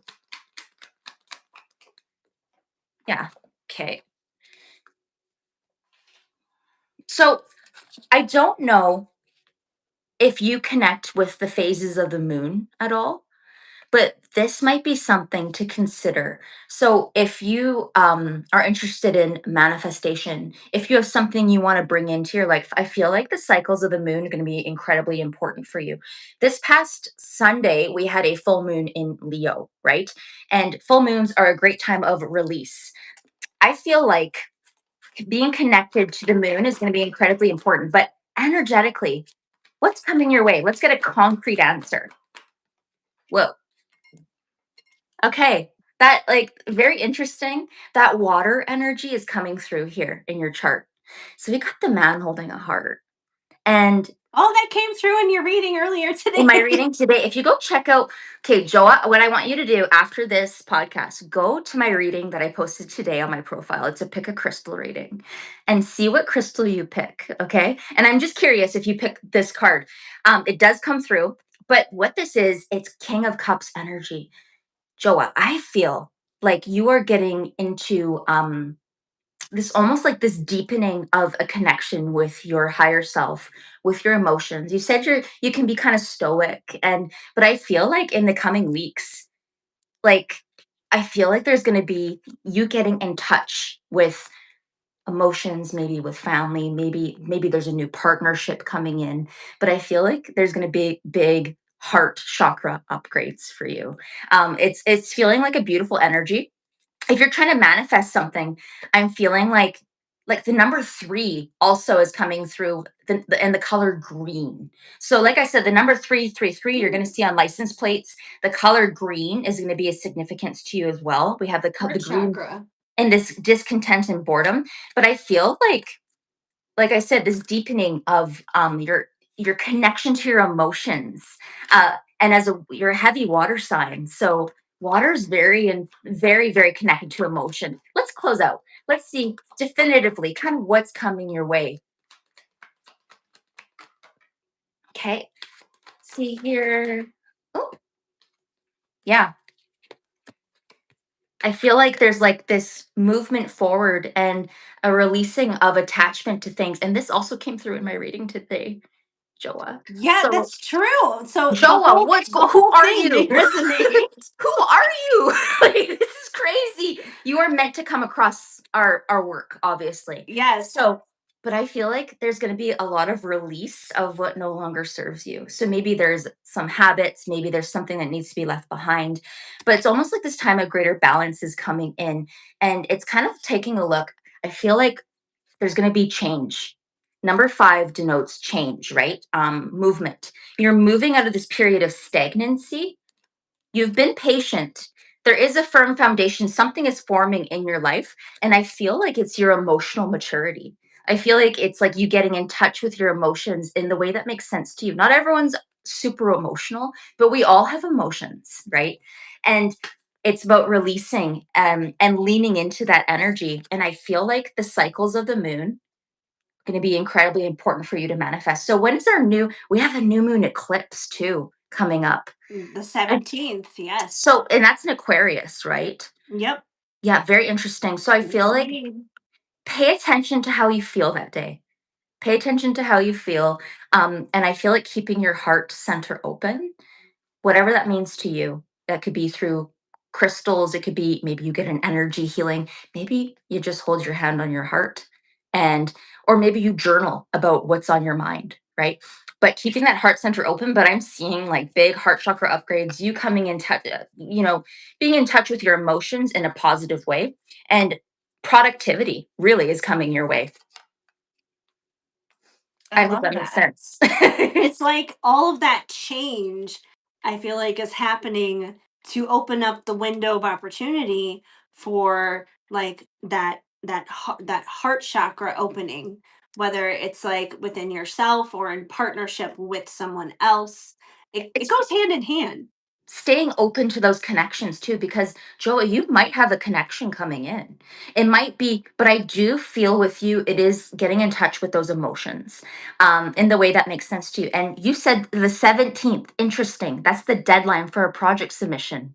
Ooh. Okay. So that's going to be a powerful day for you. It's Yeah. going to be, you That is maybe interesting. do a little ritual when you finish your, like, before you present your project, or maybe you want to set some intentions surrounding your project. You could do that now, even. Like, there's no wrong time to set intentions surrounding it, but that's a big day for you. Definitely. But there's something solidifying and something coming into form after a period of maybe stagnation or feeling like nothing's moving. Lots of movement's going to be coming to you, and you're laying the foundation for something beautiful. Your heart I love chakra's that. opened. I Yeah. love that. Mhm. Well, let's see what Winter Whimsy has to say. See if there's anything that we need to know for you. What's coming in, what's coming up. See if we can piggyback on some of that. And Kelsey, I left a white heart on your video as opposed to a red one I know because why. I was like, I can't leave a red one for this. I have to leave a white one. It's an impulse. I almost said leave a white heart, and I was like, no, I can't do that to her. I It's had a all feeling you'd good. choose it. I have a feeling you'd choose it. That's just too funny. Like, I mean, I didn't know what I was gonna get. I was like, okay, I choose this crystal. Let's see what it says. All right, let's see. Come on, Winter Whimsy. Give me something good here. What does Joa needs to know? What's coming up? Oh, okay, okay. We We're got gonna take it. That's lots that's of the one. energy. That's the one. That's the one. Okay, getting to the bottom of it. All right. Okay. So I feel like that makes sense, especially with this project that's going to be coming up and working itself out on the 17th. Um, it's like you're kind of in the trenches right now. That could be a part of that change that's happening. It's like you're in the trenches right now, getting to the bottom of what it is that's ultimately important here. What it is that you ultimately need to do. Um, so that is very cool. We're getting to the bottom of it, getting to the bottom of that project, getting to the bottom of the changes, the transformation. I feel like getting to the bottom, like Kelsey mentioned a lot about like the heart and the heart chakra. I feel like it's getting to the bottom of your heart's desire, getting to the bottom of what your heart really wants, where it's like you're not being deceived by just your brain or logic or what other people want for you, but you're getting to the bottom of what you want for you, getting to the bottom of what really speaks true to your heart. That's what's going to be happening over the next couple of weeks. And probably by the time we get to that eclipse energy is very revealing. So by the time the eclipse happens, you may find your heart's desire of what it is that you really want being revealed to you. That could be revealed to you through this project. It could be revealed to you through partnership coming into your life. Um, you'll just have to stay tuned and see what comes of it. And yeah, Let's be clear on what you want, right? Yes, That's what Heather's yes. kind of getting that. Like I feel like it's like that's kind of the messaging is what is your heart desire, right? I love that. That's Yeah. beautiful. Oh, there we go. There we go. Okay. Heather is cooking. Interesting. We're going backwards here for a minute. So I know you asked about what's coming, but we have the January card. So there may be Mm. something from the past or like the recent past, like the past month, that maybe you need to review, maybe you need to look at before you can necessarily move forward. It's like something may not be completely wrapped up. Something needs there needs to be loose ends tightened. It could be just like maybe you finding closure mentally in a situation. It doesn't necessarily have to mean it's like you have to have a conversation with someone, but there may be some kind of closure that needs to happen, mentally or emotionally. Let's see if we can get one more. But yeah, oh, there we go. Ah, we have a crystal suggestion. I love the crystal suggestion cards. So you have a crystal suggestion. This is a crystal that's going to help you in terms of getting to the bottom of things, manifesting your heart's desire, closing out anything that's still open that needs to be closed. Your crystal suggestion, it's plain, it's simple, but it is so powerful. Clear quartz. Wow. So clear quartz, it is connected to all of the chakras, every single one of them. It is connected to the element of storm. It brings energetic cleansing. So energetic cleansing with anything that may need to be kind of, any energetic debris that's left over from January, vacuum that up with that clear quartz. Um, it brings aura cleansing. Mhm. So, it's like a crystal spiritual shower. Um, and it helps with intention amplification. So, any intentions that you want to set when you're getting to the bottom of it, when you're setting that heart's desire. But yes, some good old reliable clear quartz. Can It never go wrong with clear Beautiful. quartz. Well, it's great for all chakra. You can use that to help with each chakra, anything you want, really. It's an I know. amplifier. Like I have like Yeah. right here. I'm just looking at my desk. I'm like, I have so much clear quartz just sitting here, just I sitting love here. Yeah, I like love clear like quartz. hello. Here's some right here. Beautiful. So Just hanging out. it's interesting because I did mention working with crystals. So maybe if you have clear quartz, maybe put it in your pocket. Maybe, or whatever resonates with you, or That's like maybe true. maybe you have a pendant, or don't, like, we're not encouraging you to go spend money, but, like, I mean, No. don't get me wrong, I love spending money on crystals, but Oh, but yes. it but you can get a little piece, right? And then that is just enough, right? Um, Yeah, yeah. if that resonates with you. I'm always a big advocate of like if you can, like creating your own little like Mhm. bags of different intentions with different crystals. And I mean these are really easy to put together, or you can, buy them. Like every time I go through the world's largest truck stop, they have these and I grab them every single time. So this is like my abundance batch. So like when I go to events or whatever and I want to make some money, I bring that with. And this one's like my determination batch. So, this helps me with anything I'm determined in.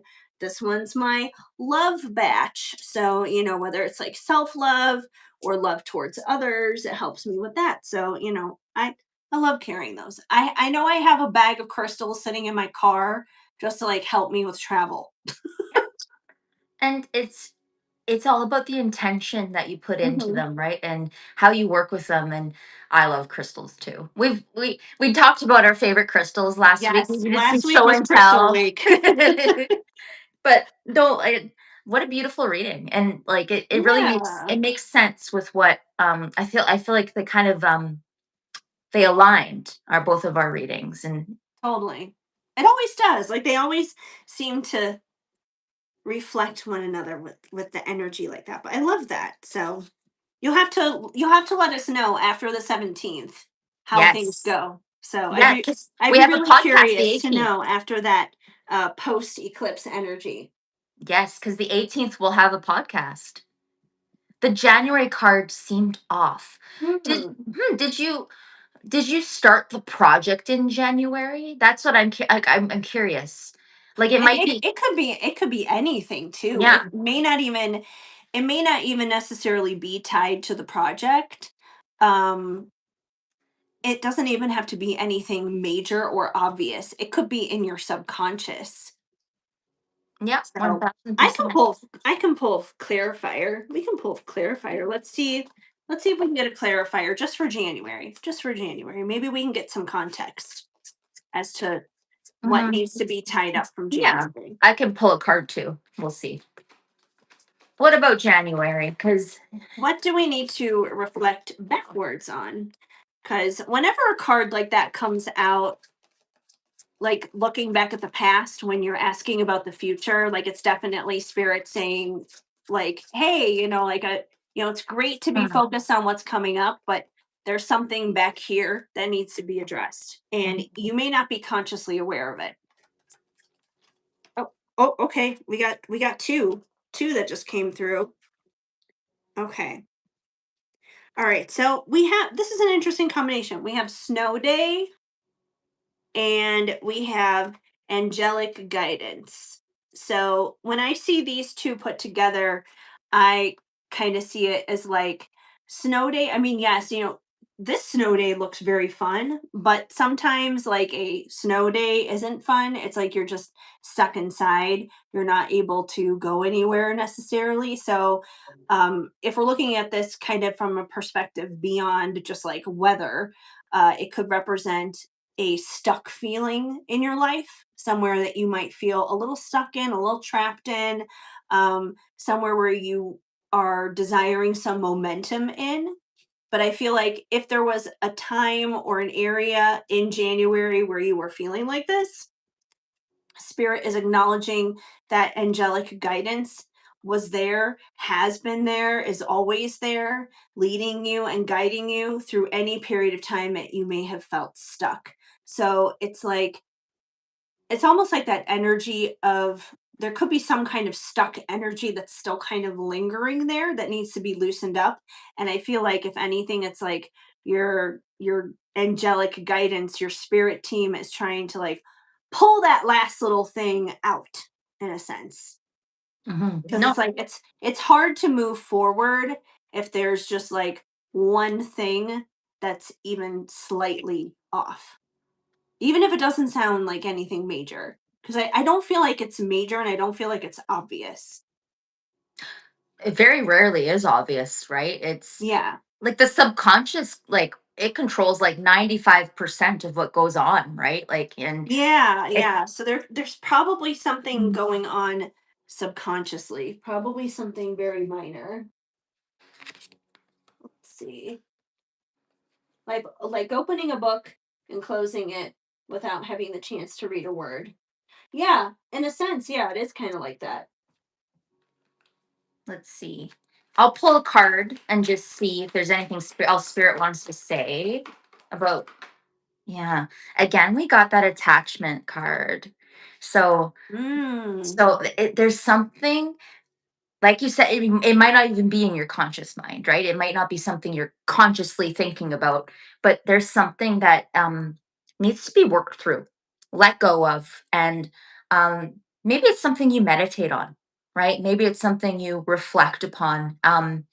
You don't have to, it doesn't have to make sense now, but it's something that spirit wants you to be made aware of. In order, it's kind of like Heather said, that reminder to check backwards is definitely a sign from spirit to like slow down, take a moment, reflect on what's already transpired, and see what you need, because there is change coming.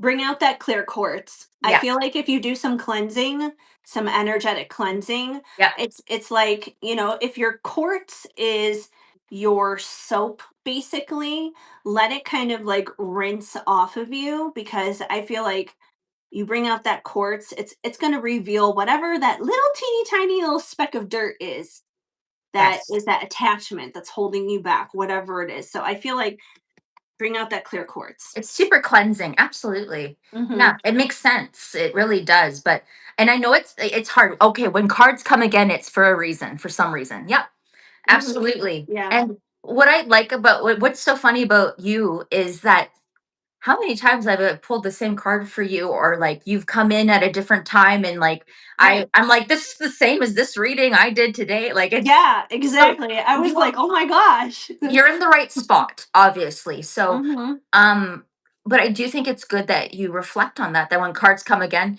yeah, it's for a reason, right? It absolutely is, Yeah. and it And it's okay if you don't know exactly what it is right now in this moment. It may hit you tomorrow, it may hit you next week. Kind of like me for a little while there earlier. I couldn't think of the name of that app. I was like, "What is the name of that app?" And then out of absolutely nowhere, we weren't even talking about astrology. We were about to get into your reading, and then I'm like, "Astrofuture." yeah. So you may have an astrofuture moment. Hmm. And then that might come with your upgrades that are coming, Mhm. your heart chakra upgrades, right? Um, but I think it's looking like your future is good. It's looking like that 17th, and like Heather said, I'm excited to see what happens. Come visit us on the 18th. It'll be a Wednesday, and we can chat about how your project went. Yeah, yeah. Well, to do a big check in with everybody, be just like, all right, how did everyone survive the eclipse? Oh, that is funny. Oh, you're so welcome. I'm glad it's clearer. That's good. Yeah, for sure. All right. Any other questions? Or, I mean, as long as we're sitting here, Kelsey, you want me to pull a card for you? Yeah, let's see what comes out. All Oh, we right. have Cyan again. Hey, we have a Hello. Did wave. you have a question? The dance floor is open. So we're taking freebie questions for the time being. And oh my gosh. I'm sorry for the interruption. Okay, okay. Hey. People are allowed to exist. How dare they walk past your window? No, I could hear there was somebody like going like down the hallway. Someone was talking, so that's what set them off. They're just like, there's a person on the other side of the door. Like, I see lights see, behind you, Heather. It's a dance floor indeed. That's one of the that's true. comments It says. is. Actually, these lights, I don't know. If I do it now, I don't know if I'll be able to get it back, but they do. I never make them change, but they do technically change. Let's see if we can. What are you doing? Are you doing anything? Oh, I know. I turned them off. See, look. See, Woo! they do stuff. We need like a sound for the dance floor when we open the dance floor. Like we need like I a know. I'm dance. like, should I change the settings on the lights when the dance floor is open? But yeah, they do change different settings. Usually I just leave it on like the on setting because I'm like, I don't want it to be too disruptive. But I'm like, I don't even know what setting I'm on right now. I'm just like, I'm just playing with it. Just playing with it. Yeah. Today I have a direct question. Yeah, go for it. I'm I am just I'm applying a grant for a grant called InnoFounder. Is this funding meant for me at this time? Oh, that's very specific. I like a it specific. is. Is it Okay. meant for you at this time? I Hmm. think my lights are back to normal. Perfect. Okay. All Let's right. see. Thank you for your question. Do you want That to go is first this very time, Heather? specific. That's career. That sounds like a career question. It is. Yeah, it does sound like a career question, but I'm gonna go with in my feels first, just Mhm. because that one does come with the yes, no, or maybe. Ooh, I'll get my angel cards. Yeah. Yeah, that sounds good to me too. If we need clarity, I'll pull out the career deck, but I'm gonna start with in my feels because in my feels will literally give us a straight up yes, no, or maybe on your question. So let's see. Is this gonna happen? What is the name of this grant again? The Info Founder grant. Okay. InnoFounder. Okay. Is it Info gonna? Founder. Is this grant going to happen? Yes or no, please. Give us an answer. Oh, there we go. Ooh! Oh! Oh wow! I see I that. like. I don't even feel like I need to pull anything else out because you got a big fat yes. You are worthy of it. It's like a reward. It's a reward coming to you. Big fat yes. I like. I'm dropping the mic. There's nothing else to say. Yes. Big fat yes. I mean, Kelsey, if you want to pull a card to follow up, you can. But I mean, Yeah, this is like it. that. I'm not Well, ruining this energy. We're going with that. Yes. so it's interesting because I pulled like I just was playing with my cards, but as we were talking, and I got patience. So yes, but patience. Patience is a virtue, and I know it's hard to hear, but there might be a little bit of time you have to wait to hear back. Okay, but that doesn't mean no. It's not no. That doesn't mean it's a no. It means that it's just things take time. It's a journey. Let's see what my angels cards have to say. We'll do a confirmation. I love that. Oh my gosh. You're ready. Yay! That's such a Woo! positive reading. And look, like I love the gold in this too. It really like speaks to the trophy energy Yes, too. Right? definitely. Like she's holding like A this golden trophy. energy. Yeah. Yeah. Oh, Oh, I that's love that. beautiful. I So love you're that. ready.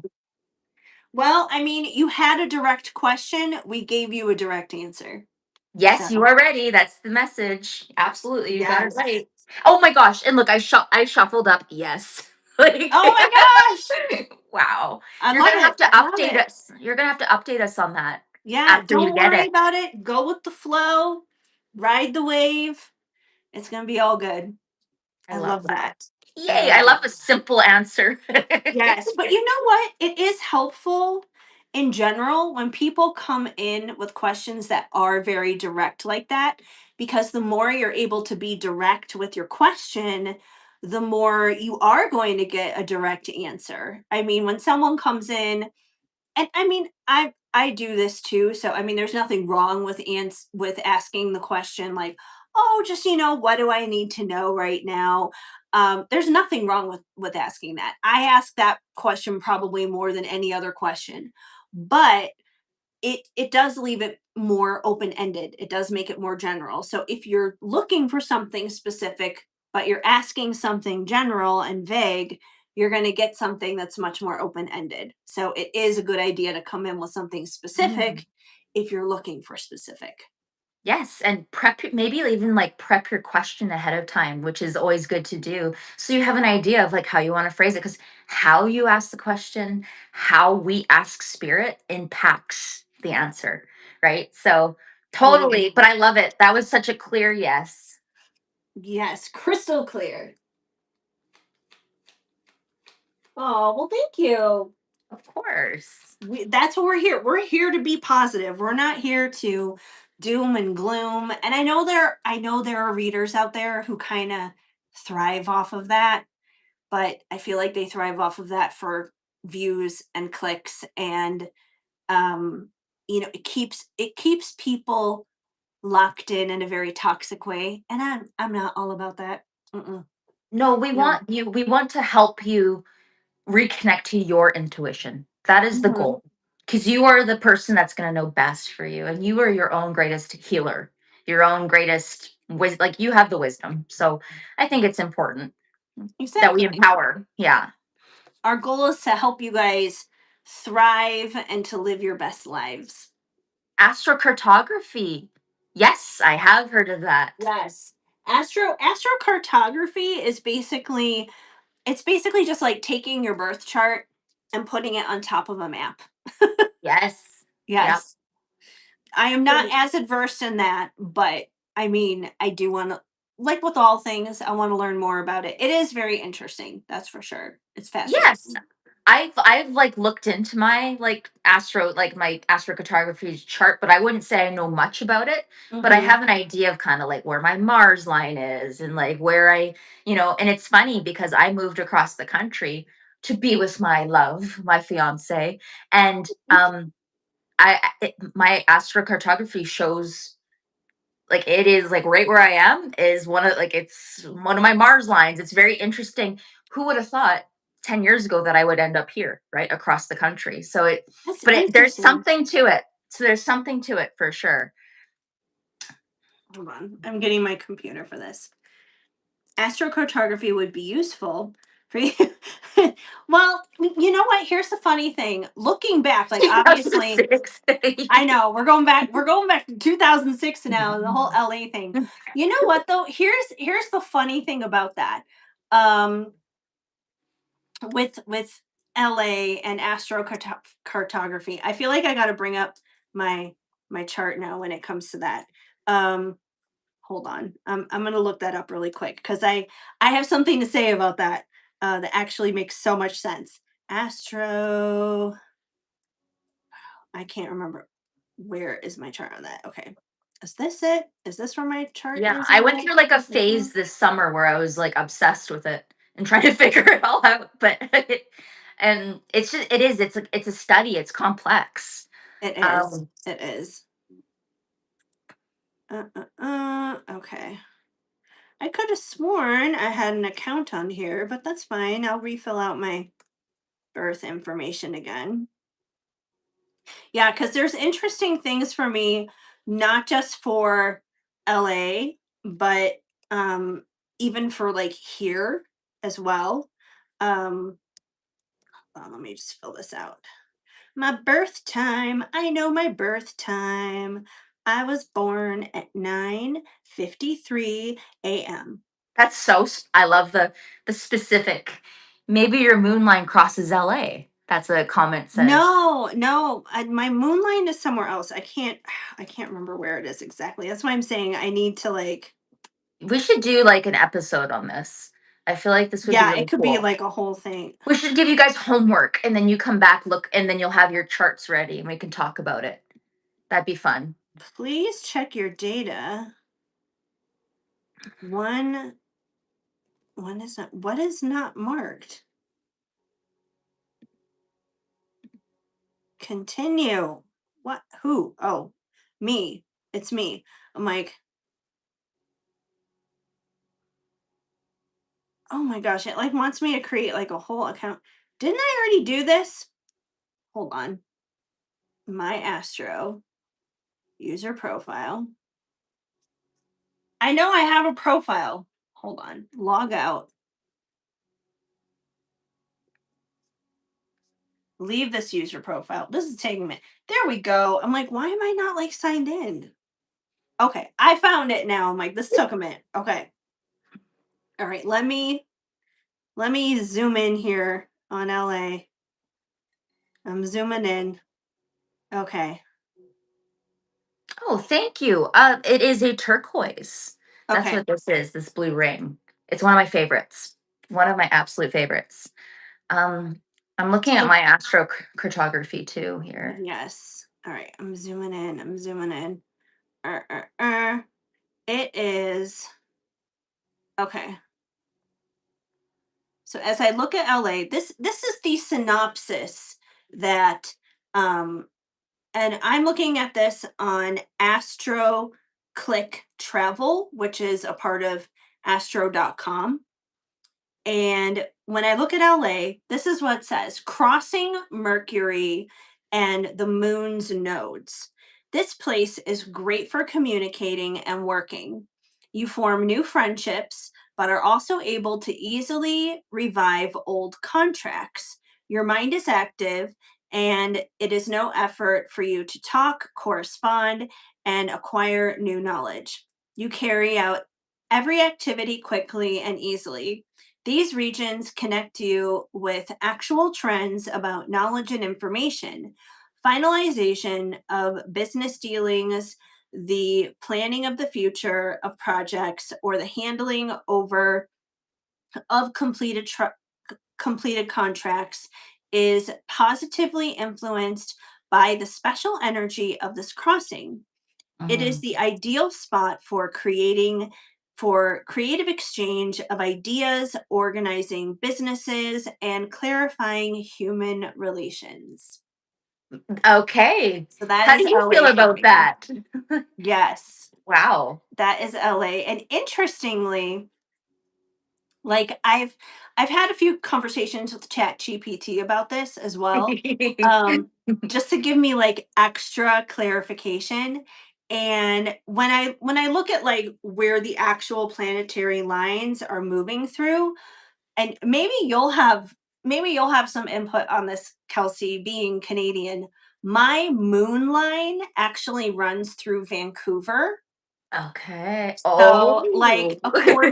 according to ChatGPT, like, I would feel very at home in Vancouver, and, I would have, like, a lot of good relationships there. Like, I would feel very, like, loved and well received in Vancouver, Well, apparently. Vancouver's like the LA of Canada. Like it really is. Like so The I feel the like LA of Canada. it's so expensive to live there though, like just like Oh, I can LA. imagine. Like it's but it is beautiful. It is you're right on the ocean. Right. There's a lot of Yeah. stuff going on. People are very glamorous. Well, It's a fun city. I waved to it from Port Angeles, Washington when I went up to like do the whole Forks thing in 2012, like the whole Twilight Saga thing. Yes, I remember that. That's hello Vancouver, hello Canada. But no, it's interesting where we end up in the world, right? And like you said, you've been making Canadian connections, and it's quite funny. Your moon line. And it's funny that that was brought up in the comments, your moon line. Yes. Very, and so that you Actually, it brought your attention to my it. moon line technically does not cross through LA. It's a little bit further west of LA, so it goes through Vancouver and then it like kind of goes down this way. So Mm, it misses LA, but it's close enough to LA that it does like crossover. there is that energy. It's not the moon energy is not as strong in LA as it is Vancouver, but it's close. I mean, it's still all that coastal energy. Oh, we got a question. I am back. Sorry, I went to go do a reading. Can so I can post it? I did a general February. Okay, That's you did all a good. reading. Glad to have you back. Glad to have you back. Yeah, And glad to hear that you're embarking on your own reading journey. That's of awesome. course. We love that. Yeah, but I think we'll have to do a future episode. And all of you who are here, can you give us an idea of what you'd like to hear from us? Like what Yeah, kind of yeah. future episodes? Because we have some really involved people here, and we'd love to know what's a future episode you'd love. And if even if it's out of our comfort zone, we can still talk about Yeah, yeah, and if it. you wanna know more dealing with Yeah. astrology or, anything dealing with, like, energy work or different spiritual topics, we're open. We're open for suggestions. Okay. So, let's see. General February type of love for February. So, mm, mm, mm. Are you asking for love for February, or that was the reading you did? That's what Like, I'm wait, curious about. Could I'm you like, clarify, just to Maya? clarify, maybe it's both. Maybe you did a love reading for February, and you want to know a love reading for February for you, which is totally fine. Mhm. We just want to be able to clarify. Are you asking for love for you for February before we dive in? A future episode, I would love to hear about different type of tarot cards or how can people manifest more. Okay, okay, definitely doable on both accounts. I'm gonna put that down as a little note right now. We can add it to our Google Our Doc. Google Doc. Yes, We're grown-ups. We have a Google Doc. This is I how know. we So approach. we're adulting over here. Yeah. Okay, different Mm. types of tarot cards and how to manifest more. Oh, I feel like the manifestation one is going to be big for a lot of people in general because everyone wants to know how can I manifest more or how can I manifest correctly? It's like we don't want to manifest bills, we want to manifest abundance. Yes, absolutely right. Yeah, we can definitely talk about that. I think that's a good topic. I think everyone kind of wants to bring in what they want in this lifetime, right? That's kind of Yes. the idea. Oh, Um, okay. The reading you did was a love reading for February. Well, that's very cool. I love that. I love that. And it's funny, I was just looking at my astrocartography now for Denver. And for Denver, it's kind of near a line. Hold on. Which line is that near? Okay. That's near my my MC, which is like your public image in a sense. Um, so I have a crossing of Venus and Uranus near here. This Okay. crossing brings a breath of fresh air to your relationships, as there is no such thing as monotony under this influence. Your relationship to others appears relaxed and easy. You look for a variety of exchanges of ideas with similarly minded individuals. I think we're doing that. It is the moment that counts, the here and now. There are spontaneous emotional outbursts, flirtatious moments. Denver Christmas show. Woo-hoo! Heels. Mhm. Oh my gosh. And passion and passionate affairs. Oh my God. You fall head over heels in love. Okay, this is getting overwhelming now. Variety in your choice of partners, however, it is more likely to be I don't want a flash in the pan. It's like it's more likely to be a flash in the pan as you drive your freedom and independence is likely to interfere with any permanent relationships. Artistic ambitions as well as attributes towards fashion or design find new, unusual creative expressions. Fascinated by the works of avant garde, you may become informed about unconventional modern art, shock effects, bizarre creations, and the effective application of electronic media, content creation, are ways of reproducing a futuristic design. Okay. That's so interesting that they mention all this stuff about like fashion and everything because Colorado is like one of the least fashionista places of the That's what I've country. heard. Yep. I've heard it's very casual. It's Like very, yeah. honestly, people look at you weird if you like dress nicely to go to Target or something. It's like, what's wrong with you? Why aren't you like wearing sweatpants? So, but I mean, the nice thing is I could walk outside and look like a homeless person and no one would care. If I did that in LA, people would be throwing garbage at me. Well, and you know what's interesting? So I looked up, I've been playing around with my astrocartography, and my closest active line to where I am is my Jupiter. Ooh, So expansion. expansion, I love that. like building the roots to kind of support a foundation. Like it's like I feel like I'm where I'm meant to be right now. It's good. Yeah, a season Okay. of growing for sure. Do we have a question? I think we have a question. My question is, Mia, will me and Nani have a good deep talk tonight? Do you see it going good if I'm able to ask a question? So Yes, you want to yes, know we about a are. The conversation? dance floor is open. Yes. Okay, yeah, we can dive into that. We can find out. Oh, and your your reading was watched. Oh, did you leave a comment and let me know? Like, did you let me know what crystal you chose? I'd be so curious to know. Was it one or two? What's something crazy to tell me? Yes, fill us in.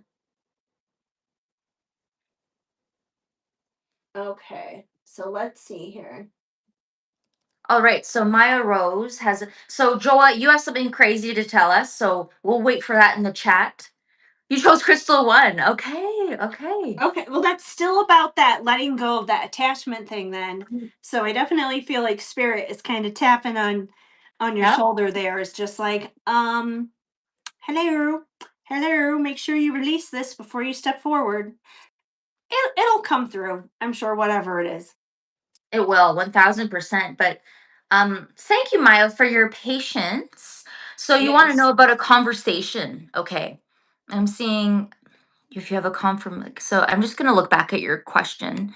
Will Mia and me have a deep talk to me tonight? Do you see it going good? Okay. I could pull a card about the energy of a conversation. You kind of asked two questions there. Are you going to talk? And then is it gonna be positive? Is that the question? Going good. Okay. So I can pull in the energy of we'll ask the angels if there's gonna be a talk, and then we'll pull a card for the energy. So are you gonna have a talk tonight? Says unlikely. Ooh. It says unlikely. So you may not, maybe not tonight, but that doesn't mean you won't have talks in the future, Oh, right? yeah. Yeah, Yeah. absolutely. Let's see what else. Unlikely, but okay, and we got yes. That's very interesting. So I feel like Conflicting energy. but someone maybe just maybe one of you is the yes and one is the unlikely. maybe, right? And someone just texted you. I feel like someone texted you in that time, right? So that's interesting. Let's see the energy of the connections you're talking about. That's interesting. Okay. Okay. Let's see here. Oh, I got a bunch on the floor that fell out. So we're gonna pick those up That again. energy is really popping off here. So I could you clarify, Maya? Like, what are you asking? Could you like, because I feel like I'm getting conflicting answers here. So you're asking like if you're gonna have a conversation, if it's gonna go well. I can pull a card just on the yes or no if the conversation will happen. Let's do that Let's first. see. Yeah, let's see if we can get a yes or no on my end. Is a conversation going to happen tonight? We So many. the energy is wild right now because I just got two as well. Okay. Mm, Okay, there is something weird going on because I have a yes and a no. yeah. There's a yes and a no. We have courageous and we have deceptive. Okay. So I feel like with this energy coming through, it's like obviously we have this very hypocritical energy. Um I can well, okay. This is what I'm getting intuitively from this. Like you wouldn't be asking this question if you didn't want to talk to her, obviously. So you do want to talk to her. So I feel like the yes is like your energy. You feel very courageous, you're ready to talk, you're ready to have a conversation. But I feel like the no energy, it's not that it's her energy that's the no. It's not that she doesn't want to talk to you. I feel like it's deceptively like not a good time to have a deep conversation is what it comes down to. And astrologically this kind of tracks. We're still kind of coming out of um that full moon energy, and this full moon that we went through, it was not a good time to have deep conversations. Not while it's in Leo energy. That can be kind of destructive. Even if it's not intended to be destructive, it can kind of be very destructive energy. So it's not saying that you can't have deep conversations, but it's saying timing wise, it's not the best time and it's better to hold off. So I feel like we're still kind of like coming off of that energy. It was a pretty powerful full moon. And I would say, like, don't trick yourself into kind of like having this false courage to jump into a conversation tonight. Check the energy again tomorrow. Tomorrow's a brand new day. It could be a completely different energy, but I feel like at least tonight it may not be the best based on this, because if it was like a definite straight up yes, then we would be getting green lights, but we're getting some red flags. And to Yeah. me, that says, it doesn't necessarily say stop altogether, but it does say yellow light. It says caution. Mhm. I'd agree. Yeah, and it doesn't mean a conversation won't like it doesn't mean like all conversations are done. It just means maybe not tonight. Yeah. And that's okay. Like, tomorrow's a brand new day, as Heather said, right? And I guess I can pull one more card on the energy of kind of the situation. Exactly, because that's why it was in my head, because tomorrow I have to go somewhere early in the morning. So maybe, yeah, maybe exactly. So that's why you were in your head. Hmm. Okay. Yeah, well, Let's look at focus on that thing you have to do yes. tomorrow morning, and then once that's done and once that's over with, it's like, okay, I'm free of that now. I can move on to the next thing, move on to the next priority. I agree. I think that's going to be important to focus on the present, and then you can kind of delve back into that relationship or to the conversation. And there is like I have a new oracle deck. It's called the art of war, and it's very interesting. I did a reading, and Was it sponsored by the United States of America? but it said there is times to have conversations. That was the advice. And that advice is ringing true for you here. It's about the mood, your mood, someone else's mood, right? And it's nothing personal. It's just there's better times to have conversations. Exactly. Exactly. It'll happen for sure. But I mean, we can definitely pull cards for how the conversation will go when it does happen. We can do Hmm. that. We can look into Hmm. that. So, all right. When the conversation I barely did anything, and the courageous card came through again. So obviously, this courageous energy, it's still there even when the conversation does happen. So I feel like there's going to be like bold expression, bold and brave expression. So let's see. Anything else that we need to know here? When this conversation does happen, even if it's tomorrow or maybe the day after, but when it does happen, what's the energy? What is the feeling? What is the emotion behind this conversation? Ooh, it's going to be a spicy conversation. Oh my. Okay. So it's like the courage to not hold back. Mm. The courage to not hold back in passion and desire. So it could be a very spicy conversation, and I'm going to leave it at that. Kelsey? Yeah, and we have a few comments. Joa, you said The Art of War by Sun Tzu is a book. Yes, it is based on the writings of Sun Tzu. Absolutely, you're correct. It is. I picked up the Oracle deck because I read that book years ago, and in general, it's a great book on leadership. Yeah.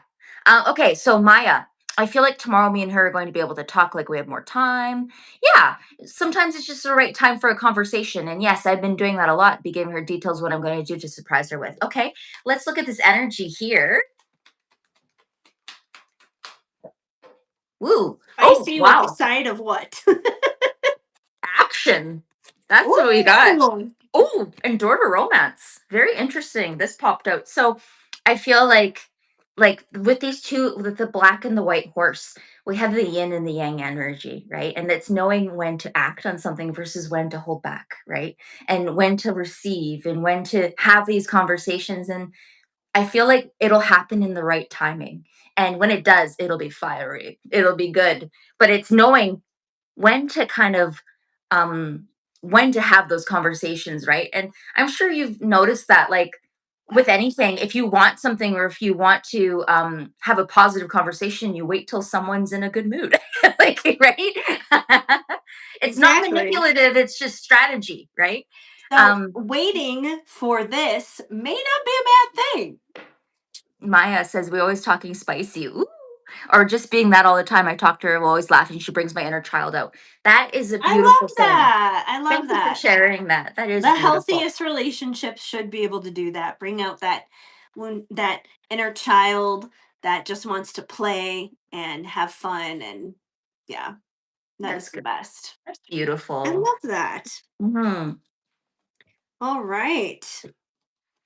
Well, we'll leave the floor open a couple more minutes if anyone new decides to pop in for the dance floor of the Mhm. questions. If not, we'll probably wrap things up. But we have a couple of suggestions to take into account for future episodes, which is exciting. It is Lots of exciting. things to add to the doc, the Google Doc. So we love that. Bring this back over. Even when I was talking to her, details about the beach day and like what type of ring, but I didn't tell her I was actually going to get her head.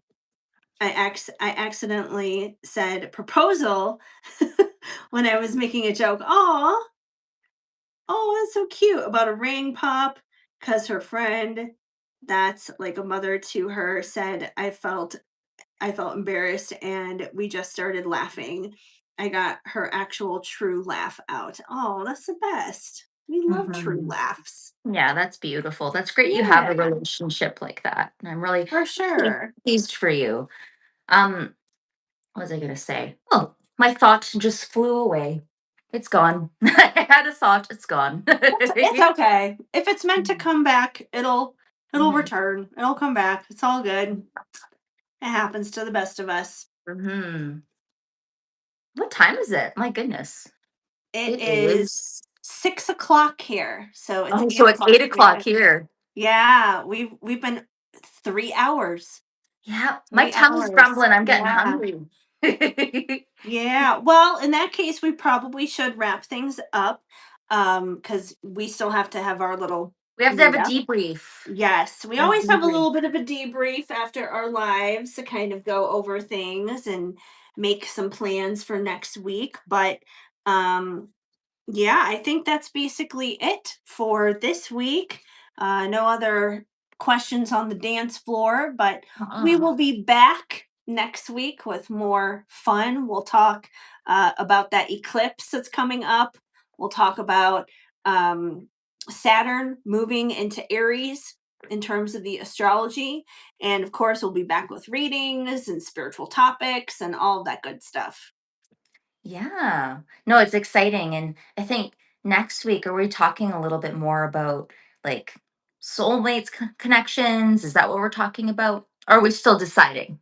I think we're still deciding. That was one of my suggestions in the Google Doc because Oh. next week we're going to be heading into Valentine's Day. Speaking of which, before I forget, on my website right now, Twin Flame readings are 25% off through February 16th. No promo code needed. The discount is already there when you go check it out. So, when the pop up appears when you go to my website, just go straight to where the pop-up directs you and you can get a twin flame reading for 25% off.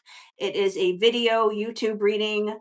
You can select the amount of time that you want for it, and it doesn't have to be just twin flame. I mean, it's love in general, really. So, soulmate, love, relationships. Feel free to check that out. So that's going to be there through February 16th. Wonderful. And Maya Rose, your girlfriend's birthday's on Valentine's Day. Maybe you should get her reading. Aw. Maybe get her a reading. Yeah, there you What a great go. gift, right? It is a sale. That's Yeah. true. That's true. And Joa says, thank you a lot for your session. Of course, we're happy to have you. Yeah, and we'll see you guys next week. In the meantime, make sure you're following Kelsey as well on all the different platforms.